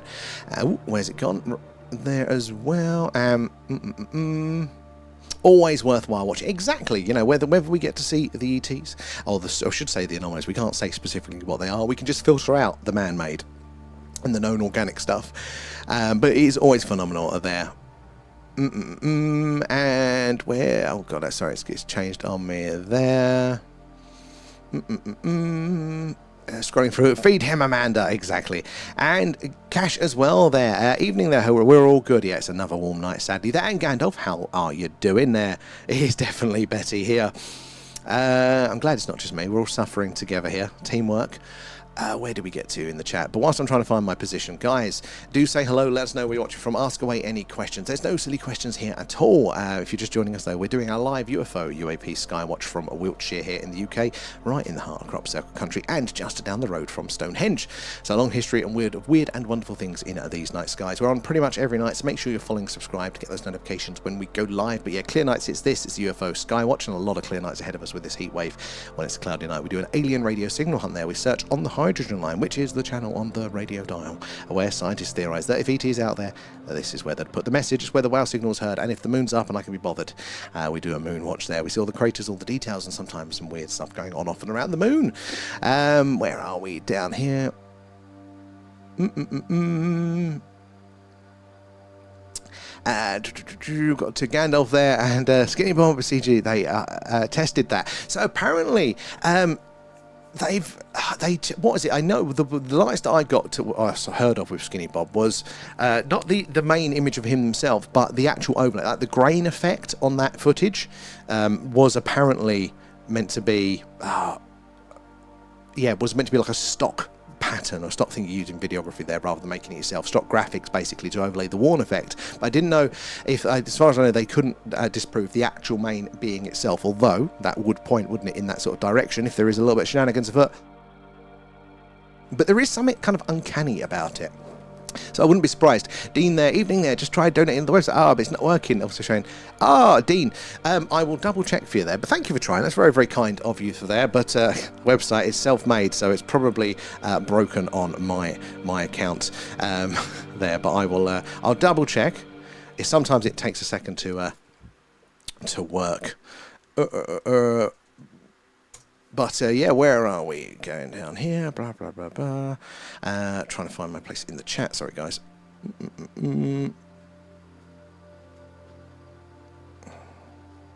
Oh, yeah, it doesn't seem to be working on the thing at the minute. But thank you for trying. I'll have to do that at some point. I'll let you know there when it's all good to go. They're straight out disclosure day. They do look a bit there. And the author, Whitley Strieber, said the aliens who abducted him warned him not to commit suicide. Oh, they were trying to say, I heard that one on a recent one. And yeah, but look, if they're that far more advanced, the soul comes into it a lot with the UFO phenomena. And I don't know how I feel. I like to kind of have something, I like to have some fixed points, and where we haven't established what the soul is, so I'm not disputing that there is a soul or not or anything like that, but that we don't have a very good specific definition. We've not worked that one out a lot. So without that, it's hard to navigate, what could that technology involve? How could that be? I find it endlessly fascinating, but I think we need to lock that in. It's like consciousness as well. It's one of the things we know we're conscious. We now think aliens. We now think animals are conscious, which, I mean, obvious if you've ever had a pet. Surprisingly, though, that's a semi-recent one. But yeah, we haven't locked in the definition. I don't really know what it is, how it happens there as well. So I think the soul comes under that category. But lots to talk about this connection with it there, that we are viewed as containers for souls and things like that. And Bob's 100% CG. A look at his blinking there. Triangular polygonal graphics are visible. I've not noticed that, but I'll have a look there, Grant. And we hear a deep rumble noise, a load noise going over the house every 2 nights there, about 2 a.m. and it vibrates the atmosphere. It's weird. Oh, very interesting. I can never see anything though.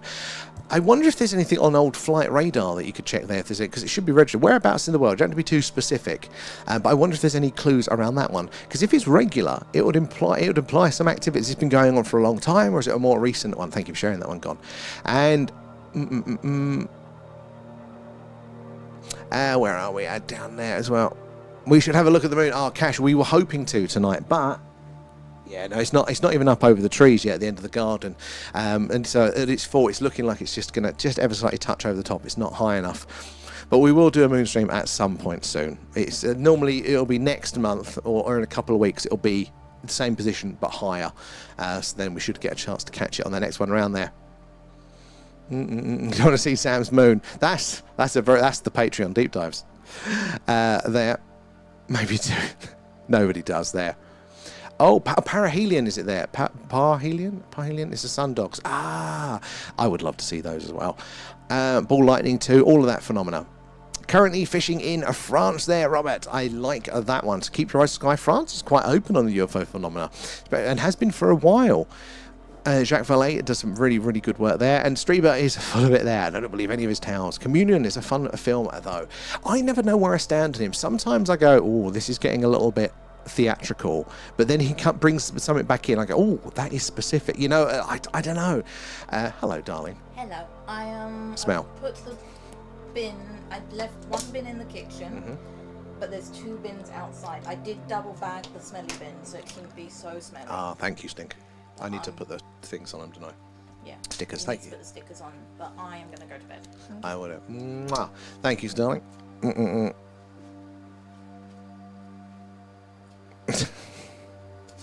Wow. Where are we? I'm not sure about Bigfoot in the UK, but I've seen some strange things when living on a farm in East Devon. Oh, I like that one, Ads. What sort of strange things? Like the big cat phenomenon? That's a big one going through A1 there, just about to leave the screen. Yes, Bigfoot I've always associated with, you know, like, so for me, and I know there's 1,000 other theories with Bigfoot, but, you know, it's the you know, undiscovered great ape, or, you know, unrecognized, you know, ancestor, or, you know, evolutionary adjacent species or something like that, that, you know, couldn't have been seen in the vast wilderness for years. That was like the most obvious one for me.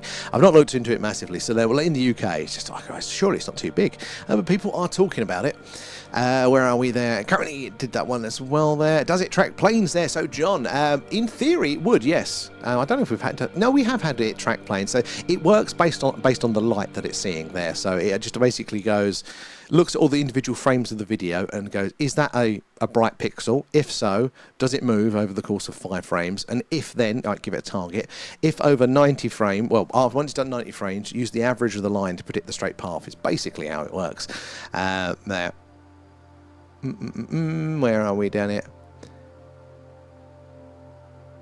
It's definitely popular. It's definitely possible there, Grand. I think, you know, and it's also useful to have like a mix of people there, because I know I get siloed when I think I know something as well. So sometimes having the checking in of all these things. And Marcus, good evening as well there. Obviously, Victor Allen is an obvious puppet, but people, it's a bit of, it's an obvious puppet, but gets so upset when suppose it's clear fakery. So this is the thing. I mean, look, I don't know if anything is fake for sure, so I'm relying on everybody else there. But it does get to be, who do you think, who do you trust has the skills to debunk this? There's been a few things that I've gone, aha, somebody's presented evidence to me, and they're going, you know, look, this is it, this is the thing, and then you look at their analysis, rather than just their title, and you go, you've not actually done a good job on it. So I'm like skeptical on the skeptical now with these sorts of things. But you're right, people do, you know, if we have to be really careful with ourselves, all as individuals, you know, of how much are we openly exploring these things? Are we looking to reinforce the beliefs that we have? Because that's when we will get upset, when those beliefs aren't working out. And again, any specific belief, the more specific it is, the less likely it is to be 100% accurate. Because at the end of the day, we are limited computers trying to process and interpret the world there. And what is the likelihood that we're going to be 100%? Even mainstream science is probably going to struggle at getting even 1% of whatever base reality is. Where are we? Down here. I've got to around here. Oh, the Victor alien, not Victor Allen. What am I saying? Yes, Victor. Yes. So that one was an interesting one, wasn't it? Because that was the light meter one. But see, the one with Victor, and again, this is the thing. I've heard people say that. Is it? Yeah, the Victor. I've heard so. Oh, that's the one with the little light meter, isn't it? I think there. I've heard people say that is specifically not a puppet. So again, it's who do I trust on those abilities are there. And where are we? Down there. And meme are there as well. I'm an open-minded skeptic, so I do love watching these kind of things as well, and that's perfectly welcome. Like, you know, there has been many a time where I've got excited about things, and we need to be grounded. There's no point in us continuing down certain rabbit holes and directions, is there? If there are good explanations, are welcome in for that. And where are we? Down here. And short there. What's the faintest magnitude of the CCD chip can see? Plus, could they see deep sky objects like the Dumbbell Nebula in Lyra with or without filters? Good questions, those sorts. So I don't know the specifics of the numbers, but very unlikely to be able to see those without like a decent lens to do the magnification work for it there. The actual view, how zoomed in we are with our lens, is basically, if you do the old director's alignment, you know, like trying to get the shot, do that, hold it up to the sky. That is about the amount of sky that we are covering. So plenty of coverage, plenty of extra space for strange things to be going on. I'd like to have a telescope that I could just switch to, so we could do like a super zoom on Vega there. Not the poorly lit stuff that we're seeing now, exactly.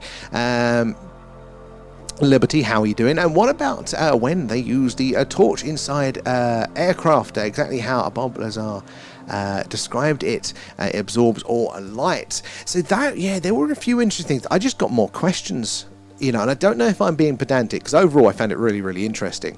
But there were little things that, you know, about the craft, that when they designed it, which was basically, and again, there may be good reasons for this, but there were lights shown in the undersection to illuminate it. But he said that they had to open the hatch to then stick their head in. Where was the cable or the power supply feeding those lights? That's just where my brain, maybe there's another hatch somewhere and the light power was in there, but he didn't mention that and we didn't see it. So it's little things like that that make me go, And one day, the name's there as well, the name's 4D. One day someone must explain why, on a spinning ball in an ever-expanding universe, why the stars stay still in the exact same place they were thousands of years ago. So it's a good question, but they don't stay exactly still. They do move over very, very long periods of time there. You know, we have our axial tilt wobble there, and everything is moving. The seasons change to positions.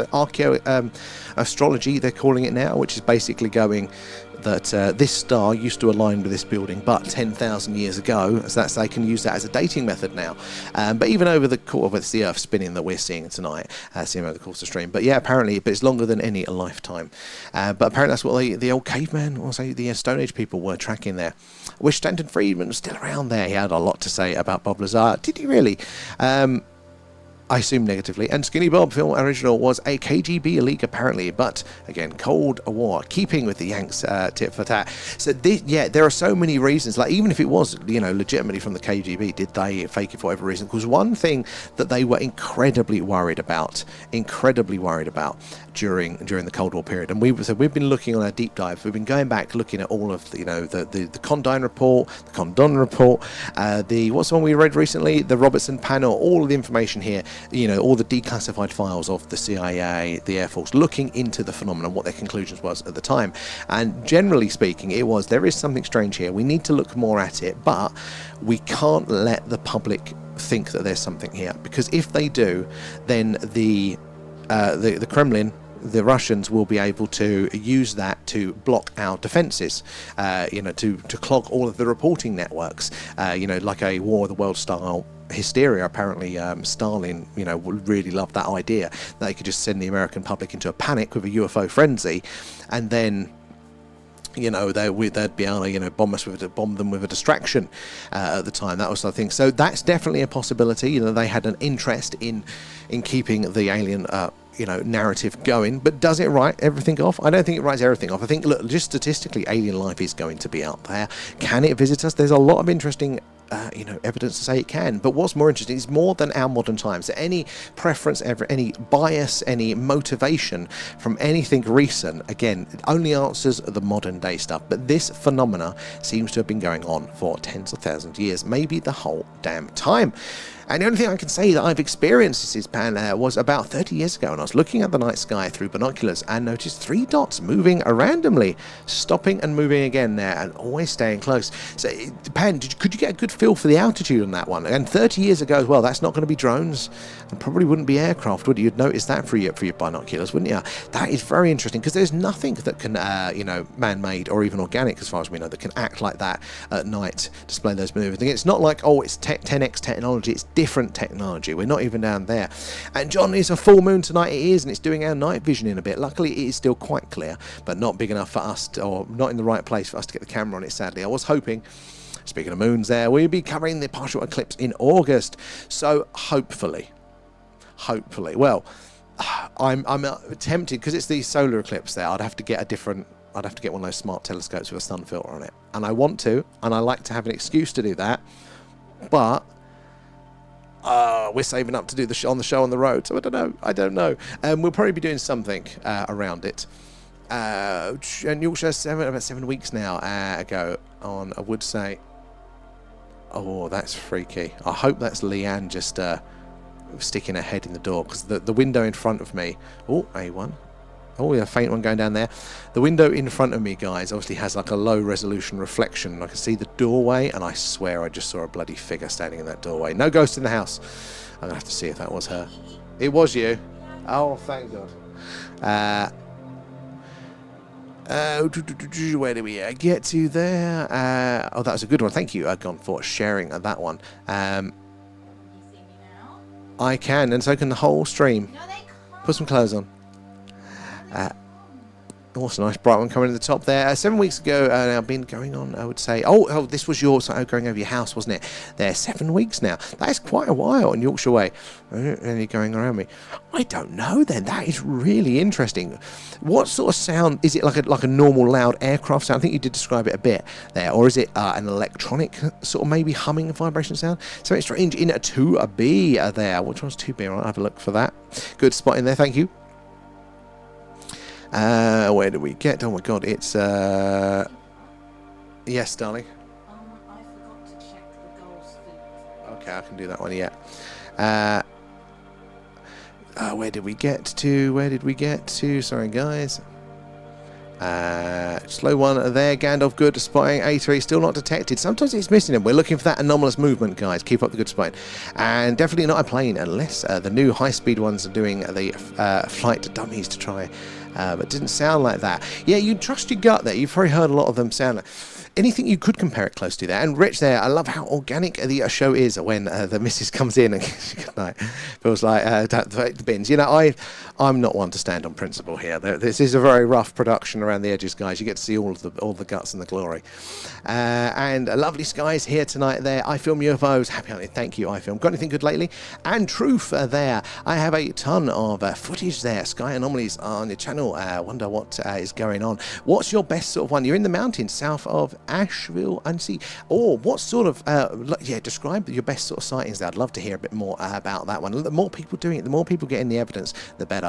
And again, sharing it, even if it only goes out to 100 people, 1,000 people, a few thousand, these things don't have to go viral, because it only takes that little bit of information now to just make somebody aware, to open them up to it a little bit there.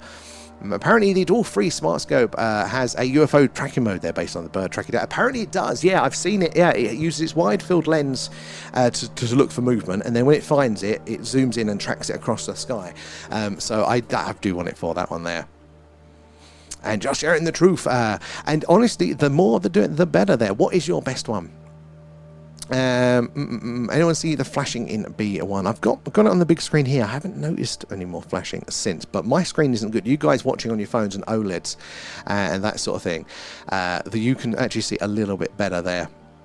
Ah, thank you, Truth. And you know what? If you do get some really good ones, if you're up for it, we've got a Discord community. This goes out to everybody too. If you do want to share your personal experiences and stuff and the best videos or whatever, you can do it there in our personal experiences section. That way the whole community can see it and it doesn't just disappear when the stream ends. So I know our lot would love to see those. But if you are just joining us, guys, we're doing our live UFO UAP Skywatch, coming to you live from Wiltshire here in the UK, right in the heart of crop circle country and just down the road from Stone Henge. So a long history of the weird and wonderful in the night skies. Here, do say hello there and share your accounts. I'm working my way through the tube chat and then I'll be over to the TikTok very shortly. And Amy there, I'm new here there, followed from TikTok. Good to have you in from there as well. And trying to understand how this works there and how will you know if you see a UFO compared to satellite. Brilliant question there, Amy. Thank you so much for asking it. So it's bloody difficult is the answer here. So basically we're just looking at light movement. And that tells us very little. It does tell us stuff, but it does tell us very little. So for us to filter out the man-made or even the organic stuff, the space junk, or even just a bit of rock or a shooting star, they all work on basically straight paths. So satellites are falling to Earth in a big circle. Down here, it looks like a straight line to us visually. So we're looking for these objects, and while we're tracking them, we're looking to see if they stop dead, change speed, course or trajectory, because that will tell us for sure that it is something more anomalous. Now, it's rarer, and that's why it's a hunt, but until it does that, it's not giving us any evidence to say it's anomalous, and it could just be a man-made satellite, and object like a satellite. And statistically, it's probably going to be, the majority of them are, and there's just a hell of a lot of them up there. Then you take the space junk into account. But we have to remember that even though this object here, it's gone red, but it isn't actually just a false, the wrong track. But even if this just does travel in a straight line, doesn't stop dead, change its course or trajectory, we don't know that it is definitely a man-made satellite until we can link it to a known satellite there. Because most of the time, ET flying around up there, just like the satellites, is going to be travelling in a straight line. It's the most efficient path between 2 points. Not much to avoid up there. Going to be bouncing that light back down to us from the ground. And again, these sightings, like we're seeing tonight, not to the same degree, but this sort of thing was seen, observed, and recorded well before man had satellites up there. So again, not all of them are going to be satellites, but until they do those strange things, we are not going to be able to tell them apart. But that's what the tracker's looking out for. So the red ones could be interesting. The green ones, it's not giving us that evidence yet. So keep your eyes peeled. It's a brilliant question. And the full moon, when it came up, was so red. It's still not even up for me. God, I didn't think I was that high up, and I've got a bit of a hill at the garden. And subbed there. Excellent, thank you for that. And how to share. So, Truth, yeah, the best way would be on our Discord. You can put your links in so people then see the videos on your bio there, but link in bio for the Discord there, personal experiences section, and the whole community will be able to check out there. Put in a couple of your best one, what you think are the most important ones. And where are we there? Where did we get to? Sorry, guys, keep jumping ahead. Around here somewhere. And Jeremy, how are you doing there?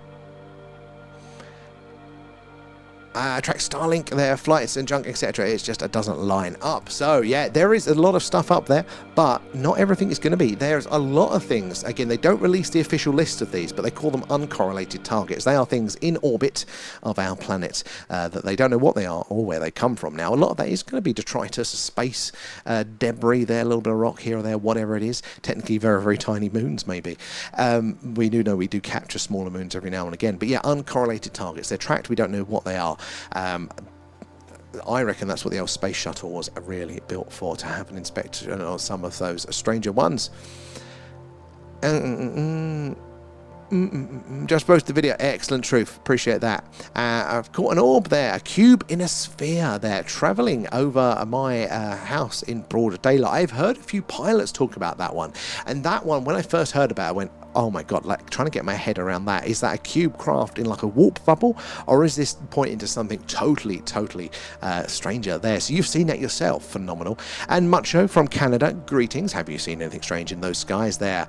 I will try to there, Truth. So if you posted it, I will normally get around to those, so thank you for that one. And as Liberty says there, make sure you hit the like button. Do appreciate that, guys, if you do choose to like, especially that one at the top of the page there. The tap in, the liking, the shares, all that jazz does help us reach more and more like-minded people like yourselves, and the more eyes and minds we get on the phenomena, the more we can all piece this puzzle together.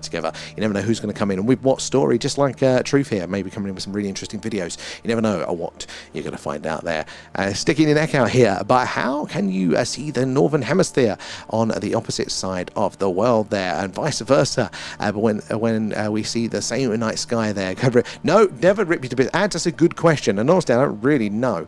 But it is basically, it's all about the distance, isn't it, there? Because these stars are so far away. So as long as it's actually quite a wide field of view that we share. So it's not going to be all the same, but there's going to be quite a long overlap. So if, imagine your vision kind of goes out in a big V like that. That V is going to intersect and overlap for quite a range, but not going to be all of it. Yeah, if you're totally around the other side or whatnot. But maybe somebody's got a scientific answer there as well. Unless you're on the equator, perfect. Because there are a few things in the southern hemisphere that we just never get to see here, and I would really like to, because they are, reportedly places where it may be sending us those signals. Maybe it's where the aliens themselves come from. And everybody capturing a channel of orbs, mainly called in via laser, and the odd tic-tac daylight capture. Very cool. I film UFOs there. After you hear you think about the capture eventually. Thank you, Truth. Do appreciate that. I can't do it on stream, but if I've got the links, I'll be able to do it afterwards. Right, it was the opposite summer, winter skies. We need a camera down there as well, don't we? And Amy there, thank you for spreading. Thank you for the question. I love this stuff. They're excited to join along with the journey with you. And we're very excited to have you in. You're very, very welcome. You may have said this, but where in the world are you joining us from? It's good to have you in. And any questions, guys, ask away. There are no silly questions here at all. Maybe it's what we're doing, why we're doing it, how we're doing it, or in general, you've seen UFO, the space news. It's all good here. And green is the best, 100%. And I can call them without a laser as well. Sometimes I feel like I'm cheating using a laser.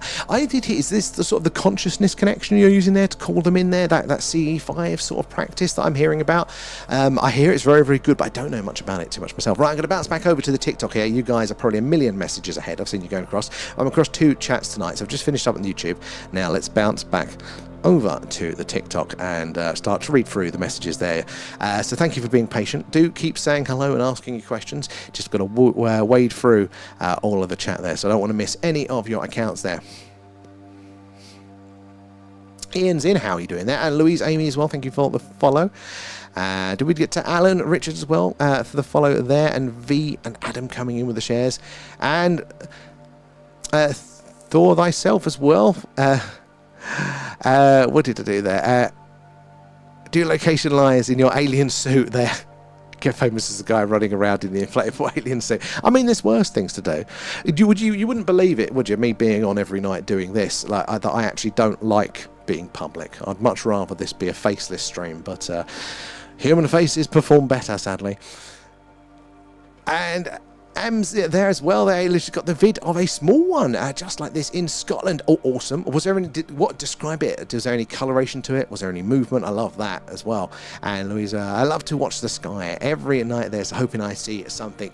We go through patches. At the minute, it's not as active as it has been, but this time last year, I think we're just getting into the season now when it was our most active. So normally there's a bit of quiet before the storm, but we're going to get there. We saw some fantastic things in August, so hang around, you're going to see something as well. What's the best thing you've seen? It can just be normal space stuff though, but Louise, I'd love to hear that. And there are quite a few faint lights moving there, not tracked, which is really bloody frustrating because this tracker was doing 100% the other day, but now it's slacking. In fact, I'm going to turn the sensitivity up. Normally that means it tries to track the twinkling of the stars. But let's see if it just gets a bit more sensitive there. Oh, it's not doing too many false tracks.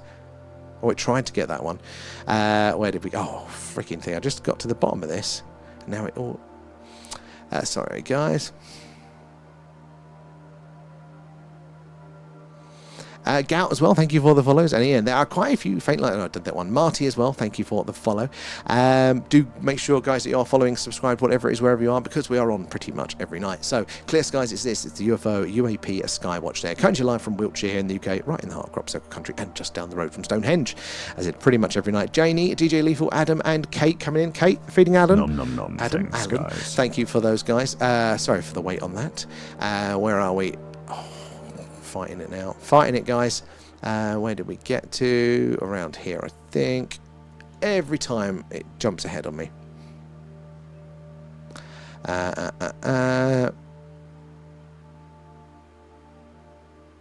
No, I wasn't around here. I was further down than this. No, I wasn't further down than this. I was further up than this.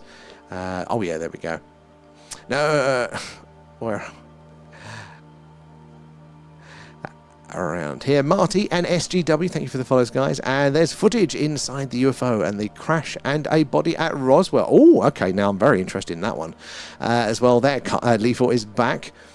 I don't know if it's real or not, or is it? Yeah, you're 50-50, and that's okay. Like, sometimes we just don't get enough data, and we don't want to be too quick to close things off, as well as too quick to think that they're 100% as well. Carl? Nom, nom, nom. Thanks, and it's all right for us as individuals as well to have an opinion. It's default, even if we're only 90, 80%, because just go about in our day-to-day lives, to hold a belief is totally fine with this.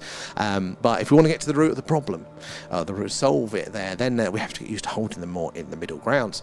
And Ian, can you make your studio a little darker there? It's quite bright against the dark night sky. You know what? Yes and no on that one. It's tricky. It's tricky, Ian, sadly. Watching on camera, is that not that kind of show? Oh.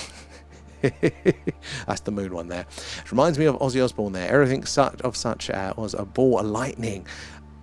It's like the ball lightning, swamp gas, they were all the excuses, but ball lightning is looking more like the plasmoid. Janie, how are you doing? Just getting to your message there. Search for this on YouTube. Is that QTECQOT? There's 3 videos of the new footage with Skinny Bob. Can I copy that? Oh, it's not letting me copy it. Right, I have to write that one down. Thank you, Carl. And greetings, Joseph. How are you doing?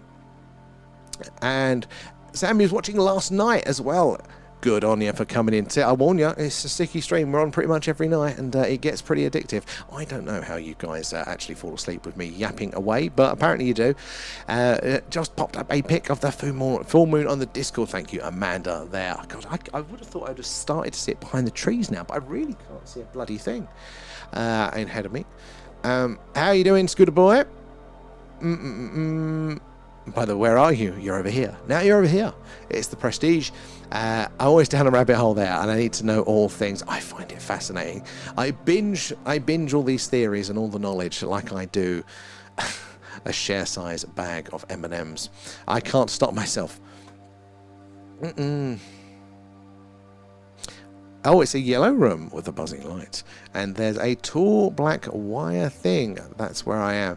Oh, this is cryptic, Scooter Boy. I have no idea. It's chasing me. Well, the yellow harsh light there repeating. The wallpaper. Oh, is this a reference to the, was it the back rooms or so there? Is that Sky Live there? Is that Turpo? Yeah, it is. So this is the Sky. I haven't got my little remote with me to change the position of the camera. I'm going to have to grab that in a second. Yeah, it's a live Sky. Camera's about 10 metres in front of me looking up to the sky here in Wiltshire, right in the heart of Crop Circle country there. Oh, backroom Scooter. Yeah, we're in Warminster in Wiltshire. So, the home, if you guys know of it, it's there was a good UFO flap here in the 60s and the 70s. Really, really phenomenal accounts, consistent. Like the only place that I know that during that period you could turn up any weekend and have an experience. It wasn't just one sighting and then 5 years later another one. It had everything: crashes, landings, abductions, missing time, dead animal, you name it. It was all here. And yeah, it's still a bit weird. I don't think it's as active as it was back then, but it is still very weird. And Mystic Clara, thank you for the follow. Where are you joining us from tonight there? You wouldn't be typing. Yeah, exactly. No ghosts in the house. That did scare me, that one, but apparently it was Leanne, so we're okay there. I see loads of light shows coming over the next couple of weeks there. Oh, I get like, yeah. It does feel like we're ramping up, doesn't it, to something, the phenomena itself. For the longest time, I was saying, I think it's an observation bias. You know, we're so connected now, just like we're all here tonight, sharing our experiences, doing this live. You know, we're just seeing more of what was already going on all of the damn time. You know, we're just more connected. We're getting a more accurate picture. You know, like with the corruption of politicians. They're more corrupt than they have ever been before. We're just seeing it all now. The records are easy to find. So I thought that was a phenomenon, but you know what? I'm changing that. I think there's a good part of it still, the observation bias, but it does feel like there is something on the cusp of something there. Not the flying spaghetti monster. Oh, that takes me back. We don't need to see another full moon there. Get your clothes back on. Exactly, that was Leanne running around there. Is it the UK? It is. Yes, it is. It's Wiltshire, just down the road from Stone Henge. And I just managed to spray deodorant in my eye. Oh my god, yeah, that will sting like hell, V. That will sting like hell. Thank you, Kate. Yeah, just catching up. I'm over in the TikTok comments at the minute, reading through there. Then I'll be back over to you YouTubers to get through there, and then back over again to the TikTok. So do say hello, guys. Let us know where you're all watching from tonight there, and help us spot the highly strange. Ask away any questions you may have. No silly questions here at all. And it's totally cool to be skeptical as well. You can just enjoy the night sky. And sending you 2 videos. Oh, Lethal, thank you. I will catch up with those. Appreciate that. It's how I keep up to date. And Chromie's in the house. How are you doing? Scotlander as well. Carl, Janie, Lethal. Have I missed any other gifts there? Probably have. But thank you for all of those guys. That it all goes back into the stream, helping us improve what we do. So we're currently saving up to take the show on the road to do a UK UFO hotspot tour. Every now and again, we do it locally here to like those Iron Age hill forts where in the 60s and 70s the old school Skywatchers would have lots of experiences. We do that already, but we want to take the show on the road to do all the UK UFO hotspots. So the Berwyn Mountains in Wales, you know, the Falkirk Triangle in Scotland. I keep forgetting the name of where the black-eyed children are over. What's the name of that wood? Oh, there's I'm seeing movement in the shadows. There better not be a bloody massive spider. But yeah, all of that places. But kicking it off with Rendlesham Forest there, just outside the airbase where the crash/landing reportedly happened in the 80s and 90s. So live Skywatchers on location are the aim. So yeah, it's all going back into it for there. Scrolling down with V's deodorant eyes.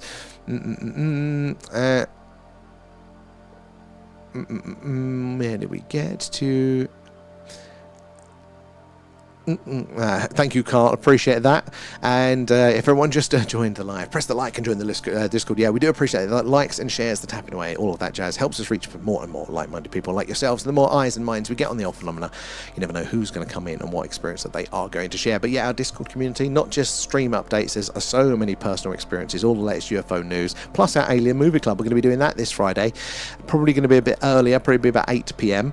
But we're going to be watching that together and then chatting along in the Discord all at the same time. You're welcome to join us for that one. Warning though, it gets pretty unhinged. Yeah, you have been warned. The videos I sent you as UFO with 3 and it just disappeared into thin air.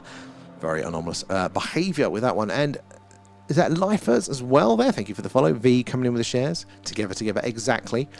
Where are we, Ian, as well? What's your opinion on the Dark Knight satellite? So, there's two parts to that question. So, the specific, what people call the Dark Knight, like the images that you see of the shuttle mission there and that shape in the background. That the common debunk of that is that, it was a blanket that was lost, and I don't know. Maybe it was, maybe it wasn't.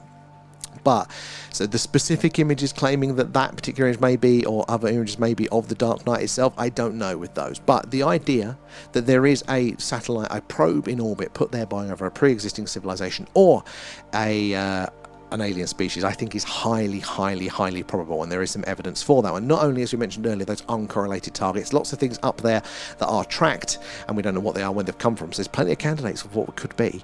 But also, we appear to be getting radio signals every now and again, random ones that are repeated back down to us, and we don't know where they come from, and it's hard to tell. Yeah, so there's lots of anomalies like that could point to it, but we think, if we could put a probe into the orbit of a planet in a distant star system to monitor it, we would. And how would we know for it to wake up and do all its stuff? Well, we'd wait to hear radio. When a civilization discovers radio, they're technologically advanced enough. And what would you do? You don't know their language. How do you say hello? Hey, we're here. You repeat that signal back to us. It's how we communicate with animals at the zoo, isn't it? You've been to the monkey enclosure and you start to mimic their behavior, trying to go, look, I'm doing the same thing as you, to get that connection. That's exactly right, and that's exactly what we seem to be hearing. So I think it's highly, highly plausible. I think that's what the space shuttle's actual purpose was. Again, it was a military project, like a lot of these things, labelled as science, but the most of the money comes from the military. Did you know they had their own launch pad at the military for the space shuttle? So not just the Cape Canaveral one the public saw, there was one at Slick 6 on the west coast there, ready to do a shuttle or launch from. Agenda 30, what's that one, AJH? And Turbo's coming in with the shares. And Greg, how are you doing? It's been a while there, but I actually got abducted and just zapped back in my front, in your wife fronts there. Oh, we've all been there, like Breaking Bad style. Did they send you back? Were you too much trouble? How you been there, Greg? Where are we there? I wonder what could happen if we take an EMF detector into a crop circle and use a laser into the sky. Oh, combine it. Well, we do. That is on our list, isn't it? If we can find a crop circle from a farmer that is amicable to having us in his field at night, and we can get signal, we're going to do a live Skywatch from a crop circle. Maybe we could add those elements to it there, because we've got the I've got like the old radiation detectors there. I've got the EMF detectors ready for that. We bought it and we had the crop circle just outside of town here.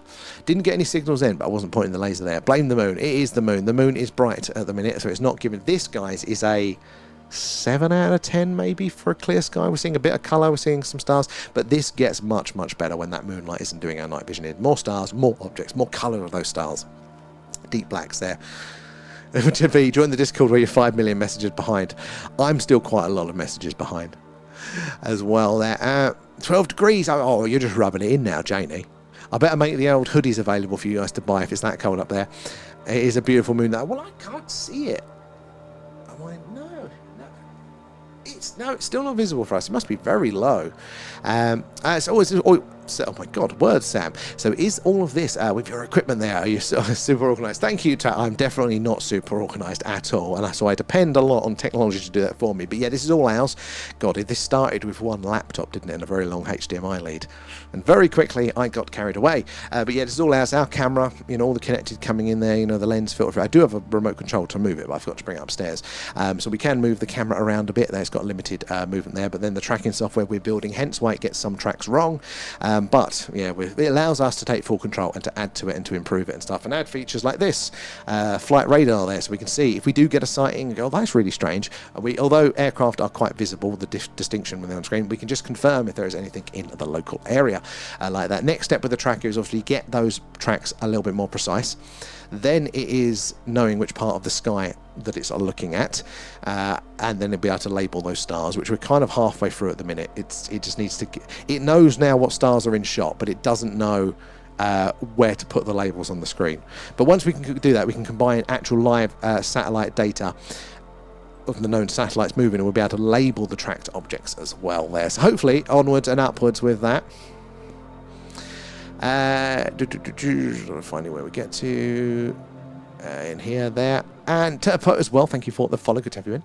Opinions on the Rendlesham incident, we were just talking about this. I find it very, very interesting there, but again, I'm one of these people that I need to discover things for myself, so I won't inherently just believe something, but I won't write it off either. This is the other thing that I'm learning, is that just because there is an absence of evidence, which can most of the time be just my inability, my lack of skills to go and get it, to do the research correctly, and I'm not a researcher. This is why this isn't a podcast of me telling you all the special things that I know, because I don't know them there. So I unless I'm really convinced that, of whatever the conclusion is, then I'll collapse it down, but I have to be very, very convinced for that. So at the minute I find Rendlesham very, very interesting, but I can see some good arguments both ways.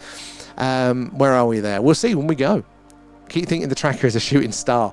When it tries to get some tracks there, that does flash up and I keep going, oh, I haven't seen a decent shooting star in days. AJH, thank you for the follow there. Cannock Chase, that's the one for the location. Yes, that's where we want to do it. Thank you guys. Why does it always leave my head there? B coming in with the shares and the hashtags. And what movie are we watching on Friday? So it's meant to be Ryzen. I have no idea what that is. You guys voted on it. Meant to be alien themed. I need to check if it's still on Amazon Prime, because I have a habit of taking the films off just before we watch them. So yeah, it should be Ryzen at the minute. And what do you mean, what film? It comes up on here.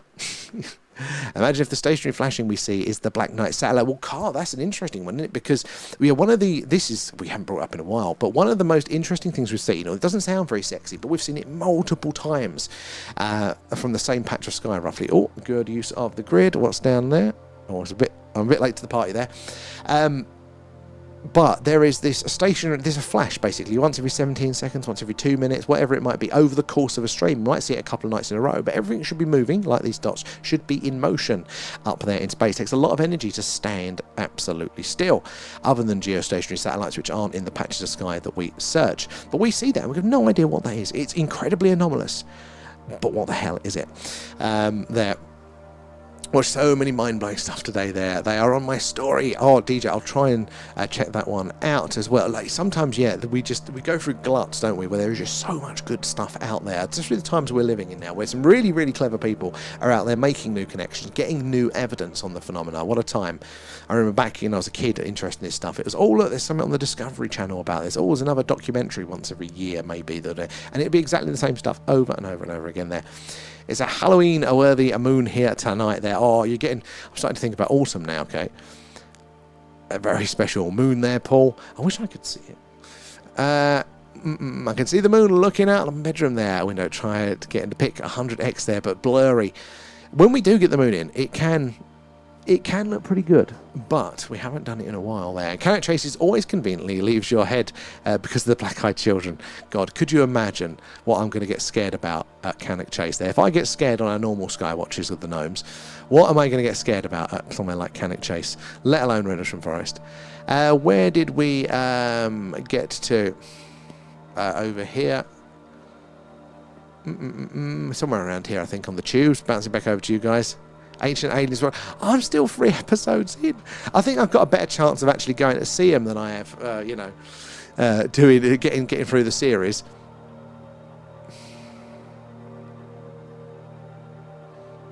Trying to find out where we got to in the chat over on the tubes there. Yes, things very low in the sky. That would normally be high in the northern sky, and we don't see some of the southern skies, definitely. And hello from Canada there, Paul. Good to have you in there. I live 90 minutes north of Toronto, Ontario, and I'm 70, and I have been into astronomy since 9. I have seen more weird stuff at night than I remember there. Just found your sign. Thank you, Paul, and very much welcome into the community. I hope you're still here. Sorry I had to wait so long for a reply there. Just finish up the TikTok chat and back over to you on YouTube there. if you want to, I would love to hear more. And I find it really interesting when people come from, lack of a better word, the normal interests into this sort of stuff. Because sometimes people like yourself, they'll go, I'm into astronomy, we're doing it ages, I've never seen anything. And, you know, or I've been a pilot, I've never seen anything. And then every now and again, so I let yourself go, I've been into it for ages, and I have seen something there. And so I think it might be, is it like, are people open to it there? You know, what is the best things that you've seen there? Thank you so much for that. And just thought, has anyone caught an object doing a long exposure star trail there in either digital or astrophotography? Whoa, what's it? I think it's a chap comes in occasionally, Andrew. Now he basically does long exposure images and captures these moving objects that we're seeing on the screen, and just coming across, you know, as lines across the screen, almost like our tracker line. But long exposure image, that moving object draws the image, doesn't it, on the sensor because of the long exposure. But when he zoomed in there, they weren't straight. They were kind of ticking up, and to him, he interpreted that as a corkscrewing motion. That's what he was seeing from that point of view. And I thought, you know what, that's really, really interesting. It's not something that we would catch from down here for like that with the short exposure we've got here. And what about the spy satellites? Will they be recognized? Stuart, good question there. So, yeah, in theory, if it's in the right position up there, it hasn't got a choice. It just reflects that light back down to us. Whatever it is, be it ET, be it a satellite, be it a spy satellite there, bouncing that light back down to us. But it does depend on where the sun is relative to us there, with all the seasons to reflect that light down. Speaking of spy satellites, though, interesting fact, Hubble Space Telescope here, sorry, I should point it up out there. We all know Hubble, some fantastic images there. That was an unwanted CIA spy satellite, and they went, hey NASA, we don't want this anymore. Ooh, just do you guys want it? And they went, yeah, thank you very much. And my chair has just decided to fall back, and I nearly shit myself. That would have been an interesting stream. But yeah, spy satellites will be up there, but they'll be moving like all of these other satellites. They can't do that sort of movement, the sort of dancing around there. We don't have the technology, and it's not that we don't have the motors to move things around left and right, but things up in space, they're falling, basically, and that takes a lot of energy to counteract that. So the best way is to work with it. You see, you've heard orbits. They just try and align ever so slight adjustments, and that orbit will change over the course of a long period of time. They don't go from star to star to star, like in Star Trek. They don't fly around, all sorts of things like that. Now, technically they could, you know, you've got thrusters and boosters, but the amount of fuel that they would have to store to do that, it's a physics problem for us. They would need new, higher density materials to do, like, you know, engine energy density to achieve that one. So that's why it's really, really tricky for us. They can actually, the satellites, make slight adjustments. It's not true that they don't move at all. It's just, again, over the courses of their trajectory, their orbit, we wouldn't see those subtle changes there. But they can increase their altitude. It's how they stay up there until they run out of power. And they can do those slight adjustments to avoid things if they're worried they're going to come into contact with stuff there. I had an observatory automated, and it caught some really strange things. Oh, what were those, Liberty? Want to hear those? Never caught anything strange from my observatory, but then I think that the sea is the best place to look. So that is going to be on our list. Once we've done our UK UFO hotspot tour, we'll rent a boat and we'll do a weekend. We'll do a USO. God knows what the chances are of spotting it. But yeah, I imagine, you know, the astronomical way, their telescopes, again, you're highly zoomed in, so it's a very small patch of sky. So statistically, you're going to have a harder chance of spotting anything. Not impossible, but like when we've got a big lens, we're looking at a larger patch of sky. You know, we've got a much bigger coverage area that we can see the activity there. Discord, you'll see the videos caught at the TR3B straight up over Lake and Heath Base. Oh, those ones you posted there were really, really cool. They're definitely worth checking out, those ones. And you know that if you track the satellites, they don't measure up with this activity. So we've got, because there are websites out like Stellarium and various ones like that that do show and label the known man-made satellites are listed up there. And the amount that we see does vary, but it does kind of fit that sort of roughly. But we do want to apply it. Now, there will be some that they don't officially label as well. So the only way we can say 100% is by that anomalous movement. But again, it doesn't mean that it isn't. Again, just because it's in orbit and going straight there, that's exactly what ET is going to be doing most of the bloody time up there. That is what an alien probe monitoring us is going to be doing, you know, most of the time, if not all of the time in the case of the probes. It's just our limited ability from down here. And gone, what is Discord? So it's like an app chat thing, but also like old school forums. So there's like different channels I like, different forums you go in there, each one a different subject. So we've got one for our community. So if you click the link in bio, it will take you to it, invites you to our little group there. And again, there's lots of different chat, like a general chat there. Again, latest interesting things. So if you guys see an interesting article or podcast on the phenomena, you want to share it, goes in there. Space news. Got spooky sections well now, you name it there, but obviously the personal experiences section is the best there. But yeah, link in bio for that one. Loads of really cool things over there, but you have to download it first, I think. It's like Facebook. Yeah, it kind of, yeah. So I can't, it's the link is in our bio there, like the link tree at the top. I can't actually type in on this chat, I can only read at the second. And soothing streams and good listening. Thank you, Pancake, there. I don't know how it's soothing. Man, can somebody say goodnight to Liberty for me? Oh, Cheap Astro. There you go, got it right that time. Says goodnight there, Liberty. Can't you see each other? And we will be filming at Rendlesham soon. So to make your subscribers, bells and whistles for that stream. Yes, when we do eventually announce, we are still a while away with the fundraiser on that one, sadly, but it's hard time, so don't feel bad. But it all goes back into the stream there. I think we're doing the merch as well. It all goes straight into, that's our main priority at the minute. Yeah, so hopefully we will get there to kick off the UFO tour. And I go past a Stone Henge traffic jam twice a year to see my mate in Devon there, going to a bypass. They apparently, yeah, we're going to do it. I don't know if they've still got the money for it, but yeah, everybody rubbernecks there at Stone Henge. It's colossal, you don't want to go that way, do you? But you have to wave next time you go by. You're not too far from us. They're very bright new. I don't think I'm seeing any of it.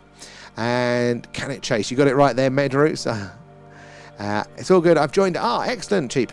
Love that one. A Nugsy. Right, I'll see you over on that side. And what is going on there? I get a radio signal and sounds in an old transistor type radio. Now, very interesting you say that. Do you know what channel you're tuned into there? Now that's obviously going to be the AM or FM frequency band, isn't it? So it's going to be a lot higher up than we search.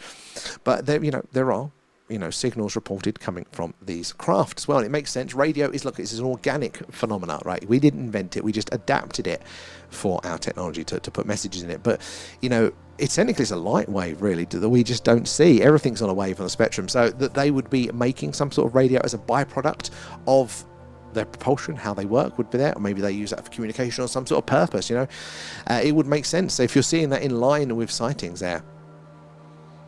And was it the 3 days of darkness? How are you doing there? Is your sky night now? Yes, it is. It's all dark now. Now, the reason we're still seeing blue is because the moon is up quite brightly doing our night vision in. And what's that? 125 watching there. More likes needed. Well, guys, we do appreciate those likes and those shares. That is how we reach you all, how we make more friends, but more importantly, it's how we hear more of those accounts with the phenomena. You never know who's going to come in and what they're going to spare. Speaking of the radio actually interacting with the phenomenon, we had a chap in 4 weeks ago now, and he worked in the military, the US military at the time, as a sort of a communications engineer, and he was with 3 other colleagues up an antenna, 2 or 3 other colleagues, up a big antenna mast somewhere, and during the day they saw in the distance what looked like to be a cigar-shaped craft. So 3 people seeing the same thing. That is very interesting there. But sorry, brain's gone dead. Yes, they saw this craft. So 3 people confirming the same sighting. Very, very interesting. But because he was a communications engineer there, he had his little portable antenna with him. So he pointed that at the craft, and he said he got what looked like a data transmission. It was sending a signal, not necessarily at him, but he was picking it up. But he said it looked like data, but just not how we do it as humans. And he had that as a recorded file. So hopefully one day he'll share that. But again, you never know. You wouldn't get to hear those accounts normally.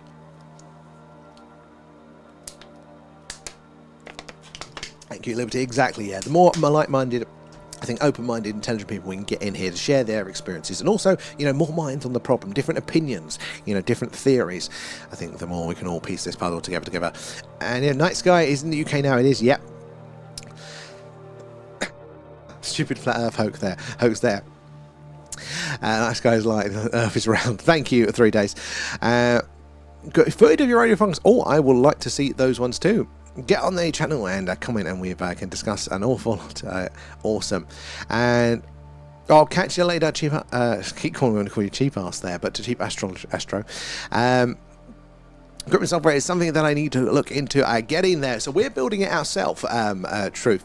And what we normally do is make it available to you guys there anyway. But it's not ready yet. This one isn't. But what we do have available to you guys, I'll show you our website. So go through the normal website bits.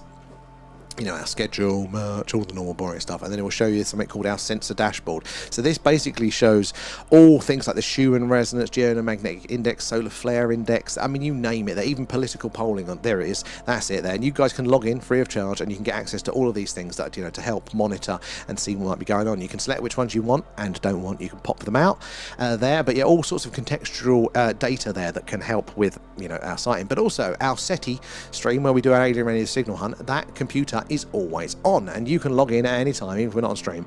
There we go, just like that. And you can come in there and you can log the sightings, log the signals there if you do get anything interesting. But on top of that, we've also got our UFO dog whistle that you can do, as long as you've got speakers as well that are suitable. You can plug into that. You can use the dog whistle there as well, and that is again all the pre-done frequencies, pulses, patterns, all that sort of stuff there. The ultrasonic sounds that have, you know, apparently a history, you know, a good ability to summon in the craft. There you can just use that anytime as well. Should we actually do the little test of the dog whistle? We haven't done that in a while. I've got new people in, so at the minute we are a passive stream, which is basically means, the French is for that is that, you know, we're just looking to see if there's something going on up there anyway, and we're going to catch it with the camera. But there are lots of places that do, you know, people that do report a consciousness connection, you know, can summon them in, laser interaction as well. But also, again, this dog whistle, the idea of frequency of tones that can, you know, we can't hear, but it has an effect of drawing them in. So yeah, we've built this dog whistle, and as you'll see if you're over on the tubes, down below me in a second we'll go to a line, and that will show you eventually the... Oh, no, it won't, because I've done the wrong one. Let me do this one. There we go. And that will show you basically the waveform, because if they're ultrasonic, you're not going to hear it with the human ear, and the speaker's going to be outside. So this will show you what's going off. It'll show you the pulsing pattern, basically. So I'm going to do our test tone, because the speakers aren't connected yet, and you want to be able to hear it, but you'll hear it over on the TikTok. There we go. So once I've got that cable in, we'll be able to do that a bit more and see if we can actually do the proper tones, not just the test tone there, and see if we can have a better correct rate of getting some more anomalies in. But that one is available already there. An account of how many anomalous tracks you get and how many normal tracks we can see at a glance how busy the sky is. Good one there, Dean. So we've got... I do have a running total. I was thinking about bringing that one in. I'll have a think the best way to do it there, because that would be interesting data to see, and it wouldn't take up too much space. So yes, Dean, the answer to that is a very, very, very good idea. I like that one. Live night sky at Meteor Cam. Well, it should be soon. We're not quite facing the right way for the current meteor shower, but we do get to see them every now and again. So yeah, when it does align, we do get to see some cool. When they hit, they're just perfectly framed on the screen. They look very, very cool there. And where are we there? The all sky camera. So I've been looking more into that one, Liberty. I've got a couple on my shopping basket that I can't afford at the minute. But it is, yeah, one day I'll get my roof. We'll have an all sky camera up there running the old UK UFO DAP software, I think, for that one. I'll be able to bring that one in on stream as well. And just had a huge orb, but this a very minute come over from the Malvern Hills there, north to south. Oh, what colour was it, Film UFOs? I want to hear on that one. Definitely need the moon in the picture. Wasn't that where ET was spotted? And possibly, yeah. I would love to get... we did see something strange on the moon once. I'd love to do another moon stream. We do them occasionally, but it's just not up high enough for us where I am here. I've got a slight hill at the back of the garden, and then there's some bloody trees on top of it. And it just cuts it off on the lower ends there. And Lisa as well, how are you doing? Good to see you in there. Find the bit. Thank you, Liberty. Have I just seen Starlink? Well, I don't know. It was meant to be coming over earlier, actually. I haven't noticed it on stream. I haven't noticed the train on stream, I should say, but statistically, most likely, these are going to be mostly Starlink there. But yeah, because there's so many of them up there. Oh, last question. Very interested. What actually happened? Your thoughts on the Philadelphia experiment there? Slightly different topic, but transfer dimensions or some kind of energy weapon. Ooh, sure.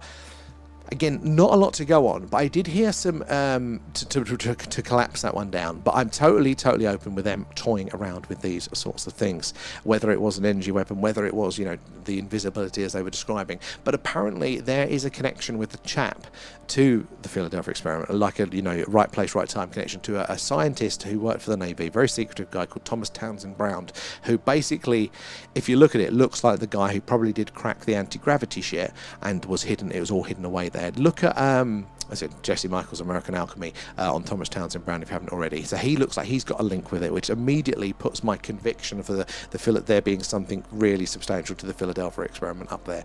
I wonder if you could, trace, because was it during the war? Was it the 40s, like during the war, or was it just after the war? I can't remember for that one. Because I'm sure if it's after the war, it'd be too many. You could lose the dead, and you could lose the sunk, the damaged ship, and the ship having to go for repair or whatever. You could lose that in the numbers of the war. But if it was post-war, it would be easier to try to track ship replacement and things like that. And there, it was like the stars moving some alongside. So if they're in a line, that is most likely if it's like following each other like a train, that is most likely Starlink there, because that's how they release them all as one. And then what happens over their orbit, they slowly get further and further and further apart, and they find that why are we getting so many little flashes popping up over on? I think that's a TikTok studio issue. Bloody sorry, TikTokers, seeing that. But yeah, they'll do that. It's phenomenal to see. It really, really is there the way they release them. If they're side by side, now that is a very interesting story, different there. I must know Matthew Williams, he lives there, the same place as you, a big crop circle man from back in the day. So, Mr. Crazy, I really don't. I don't know many of the actual old school people yet. I do want to, partly because I've only been here about a year, and I haven't had a chance to naturally kind of meet anybody there. I'm hoping to this year. I think they're going to do a meet-up for the old school Skywatchers, and hopefully I can go and say hello and meet a few names. They've had a couple of people in the chat, so we've met a few like that. But locally, I know very, very few people, sadly. But I would, hopefully, that's part of the plan, is to get a little bit more involved in the local, promoting it locally as well. So like a forum and subjects relating to, that's exactly it gone. Yep, exactly like that. So like a messaging app come a forum sort of thing.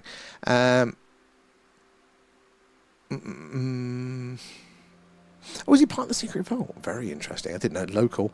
And look through some GWT spectroscopy images, and maybe I find some actual aliens there and rival. I am very interested by that stuff, and they are looking at it. Apparently the word is from the astrobiologists is that they do think life is just abundant, and this is basically the idea that you can analyze the atmosphere around those distant planets, around distant stars, and you can tell what gases might be there. And if it's gas, as far as we know, that only life can make, that's a biosignature. It's a sign of life. Now, the JWST isn't as sensitive as it needs to be to confirm it 100%, but it does look like there are lots and lots of these indicators, there. So lots of people are going, I think life is going to be bloody everywhere nowadays.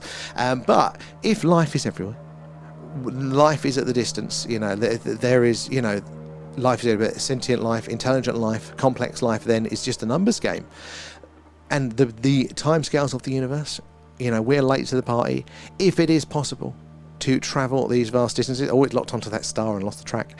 If it's possible to travel these distances then wouldn't it be likely that we've had visitation? There's definitely lots of anomalous stuff going on here. Now, we can't say 100% that it is extraterrestrials. In fact, there are some other very interesting explanations for those as well there. So maybe they can't traverse these distances. But I do think, the I can't even pronounce it, spectroscopy data there is very, very interesting. I don't think we're far from getting a confirmation there. But this thing, it doesn't have to be just one thing. This is it, It's like we hear one good idea, don't we, and go, oh, well, there we go, that's it. And it's like, no, lads. Why is it just one thing? That's not how the universe is. Is there just one type of life here? Is there just one type of bacteria? Just one bird? It's never the case. The universe is always rolling the evolutionary dice, isn't it? To see what organisms or what life forms can survive in different environments. So why would there always be just one answer to any question? Oh, you still can't say. He's come off now, Liberty. But just then, back then, he did. He was saying goodbye. I wonder why that is. That and Emilio, how are you doing? We're all good here. And oh god, sorry, it's going away now. Where did we get to? We got to 1 million there, Emilio, didn't we? And show your block list there. No, not you. No, somebody else. Why do you think Bigfoot is? What do you think Bigfoot is alien? So, really, I don't know, but I haven't found like a good reason for it at the minute. You know, I've heard lots of theories as a way to explain how difficult it is to get a sighting, but I've not heard a good. And again, it doesn't mean it's not true, but like I've got to have a framework of understanding. You know, for me, Bigfoot at the minute is most likely, with the information that's available that I've had, again, which is always a very limited sample size, is probably just going to be an unrecognised, you know, lesser spotted, you know, not necessarily gorilla, right, but you know, maybe a different branch of the evolutionary track for humans or something like that. Hang on, you're not a history teacher, or are you? Oh, Rich, no. I think we can both agree with what our the quality. Although, tell me, it wouldn't be any worse than the history teachers I had. There, how are you doing? Have you been to Stone Henge yet? Have you gone to the gift shop? And did I share the gas vent of one of the rockets taking Starlink into orbit? No, I don't think so. Oh, was that a spirally one? There, geography teacher. Oh my God, I tell you some stories about how my horrendous teachers are. The Philadelphia is 1943, says Google. Right, nice. Oh, thank you there, sure. Possibly as a skinwalker, a little theory I have. Ooh, very similar thing, possibly as a skinwalker. No one has yet. I could well be, yeah, 43 is going to be too lost, isn't it, in the data to be able to deduce there. But I do find it interesting. It's a classic one there. And did you vibe? Basically, rival. Yeah, basically. Yeah. Which is what a world it is. Luckily, I actually used to do that sort of thing previously, but it's just a lot easier doing it that way. And how you doing, Neon? How are you doing? And do you have any education on what you are saying? Yes, Rich. Yes, we do. But this is the thing. Is it just a guess game? But the majority of it's just a guess game. A lot of science is just a guess game. It's interpretation, isn't it? There is very little in it there. And I think a lot of what you're saying and carrying around is fact. Is that, you know, that's your assumption based on the data that you're making up there. That's your interpretation of it there. And I don't think it's Starlink there. They are still going over. Oh, still. Try and get a picture if you can there. I really hope there's a planet somewhere where dinosaurs still exist. If the what do you call it? The specifics of the environment that caused the evolution of the dinosaurs, if that is not rare for some reason, and we have no reason to think that it is, then you would imagine evolution would roll the dice in a similar way again. And the universe is large enough for everything to filter around, to come around again. I just thank you, Liberty. I'll try and have a look in a second. And view a bit of my UFO footage there. I hope I will do it at some point. Did you get it on the Discord in the end? Because that's where I'll remember. Otherwise, I need like a message as it goes there. And where are we? For how long have you believed in UFOs? Neon, good question. Believed is a strong word. Like, because everybody's got their own different what that means. Some people, I believe in UFOs means I think it's the Greys from Alpha Centauri. Some people believe, I think it's a psyop and all that sort of stuff. So I've been interested in the phenomena for a very, very long time, but I'm interested generally in mysteries. That is my personality type here. Look, there's two ways you can operate in this world if you want to go out and get something, right? And we see this a division in most. We see it in all industries, you know. We see it in archaeology with your treasure hunters and your archaeologists, right? They're both looking for old shit in the ground, but it's two different strategies of approach. In business, it's your entrepreneurs and your businessmen. You know, quarterly profits up by 1%, nice, reliable, consistent, or boom, we're going to invent something totally strange there. You know, and that's all it is. That's all the difference is. It's that I'm going for high risk, high reward. They're going for low risk, low reward. That's just kind of how the you know, how some people's minds prefer to operate. And was it Stan Gordon is a paranormal investigator known for his Kecksburg investigation, has a book about Bigfoot sightings there, and the first sighting of Bigfoot and a UFO in less than 600 foot from my house. Really? Zachary, that is a pretty cool claim. Kecksburg is really interesting. That is one of the ones that, look, something happened there. That is no question. You lost your spanner as Raph isn't here. And we haven't explored a fraction of our own seas. So there is likely many planets we haven't found yet. Oh, nearly. That is exactly it. Like, we have a habit of thinking that we've figured 90% of it out. And we do this as individuals in our daily life. And we do it as science, and we do it in our culture. We think we've figured 90% of it out. It's just the loose bits around the edges. But it's like, no, it's the other way around, guys. We often mistake the map for the territory, and what that means is our rules, our understanding, we think that is a reflection of reality rather than our best interpretation of what is going on at the time with the tools that we have. We need to be more humble. These are always our best guesses. There is very little out there. Even things like physics is still up for debate. It's our best interpretation with the tools that we have. But as technology advances, we often are able to detect and measure in finer quantities and go, oh shit, this doesn't work anymore. Right, back to the drawing boards, guys. Many things have been thrown out like that. It's just how it works, and we just need to get our heads into the place of this is our best attempt. So it's good for us to use it. This is what we have, but do not be married to it. Raph is your spanner. That's now a thing.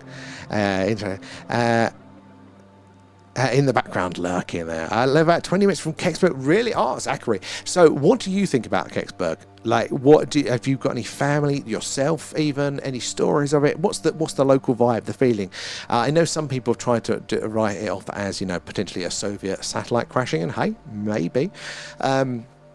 We know that did happen during the Cold War. They were downing satellites left, right, and centre from the Russians, but it didn't sound plausible with some of the witness testimony. What do you think on that one there? What do you think hiding in Area 51?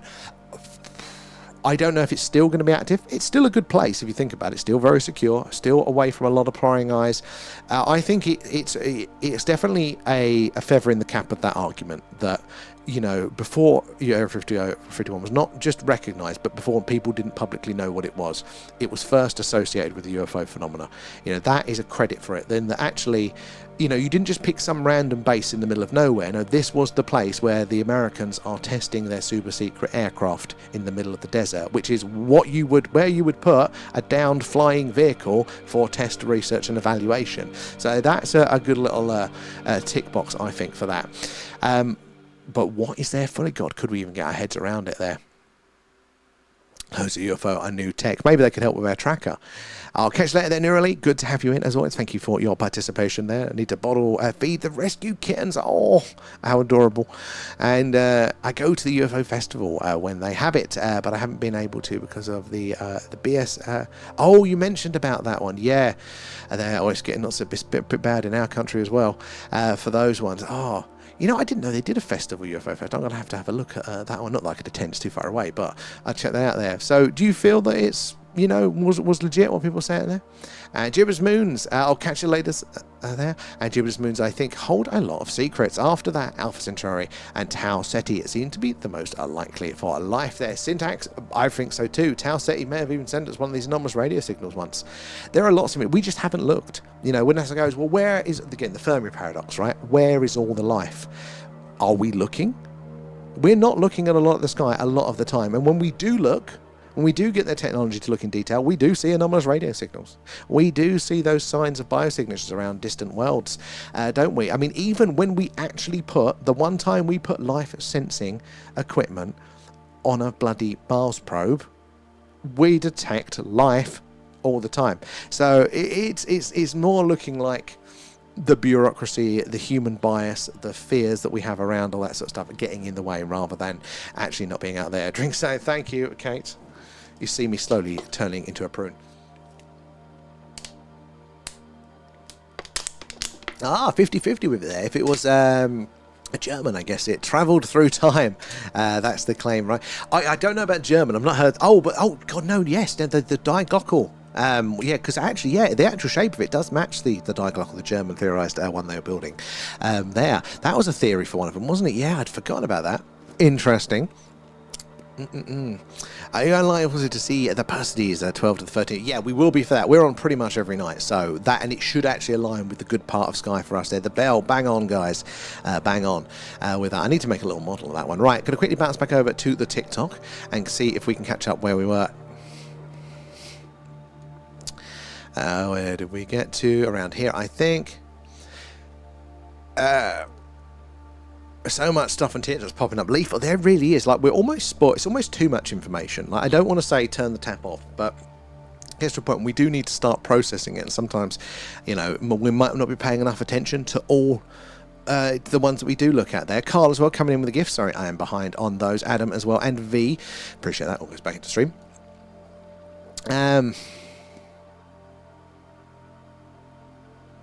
Yeah, as long as you're not up to no good or morally corrupt, they'll have no interest in you. Oh, what was that for? I can see the moon. Hang on, it's just the missus fitting down for his slippers. Can guarantee these slippers aren't stand on. What's that? In and out there, X. How are you doing there? Clip what? I've forgotten now. Definitely clip it. What did I say? Only here to claim your points there. How are you doing?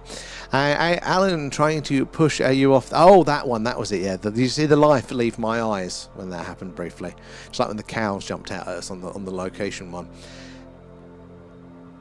Alan trying to push off. Alan is the little star of the show. Don't tell him that, though. It's me, Alan, the real star of the show. Where do we get to there? Oh, Knacker's not going to be able to watch the film on Friday. Oh, it's my granddaughter's. Oh, well, that's a very good reason too, though, Dordal there. Well, I hope you have a fantastic time there. But you'll catch us for another movie club there. And is that Jules there? Oh, elliptical orbits there. So, yeah, that's right. Not orbits aren't perfectly circular, are they? And I think that could be a lot of some of these tracking alignments that we're getting here. We are trying to account for curvature and that sort of thing. But, yeah, it's having a hard time with those. I think it could be a very good call.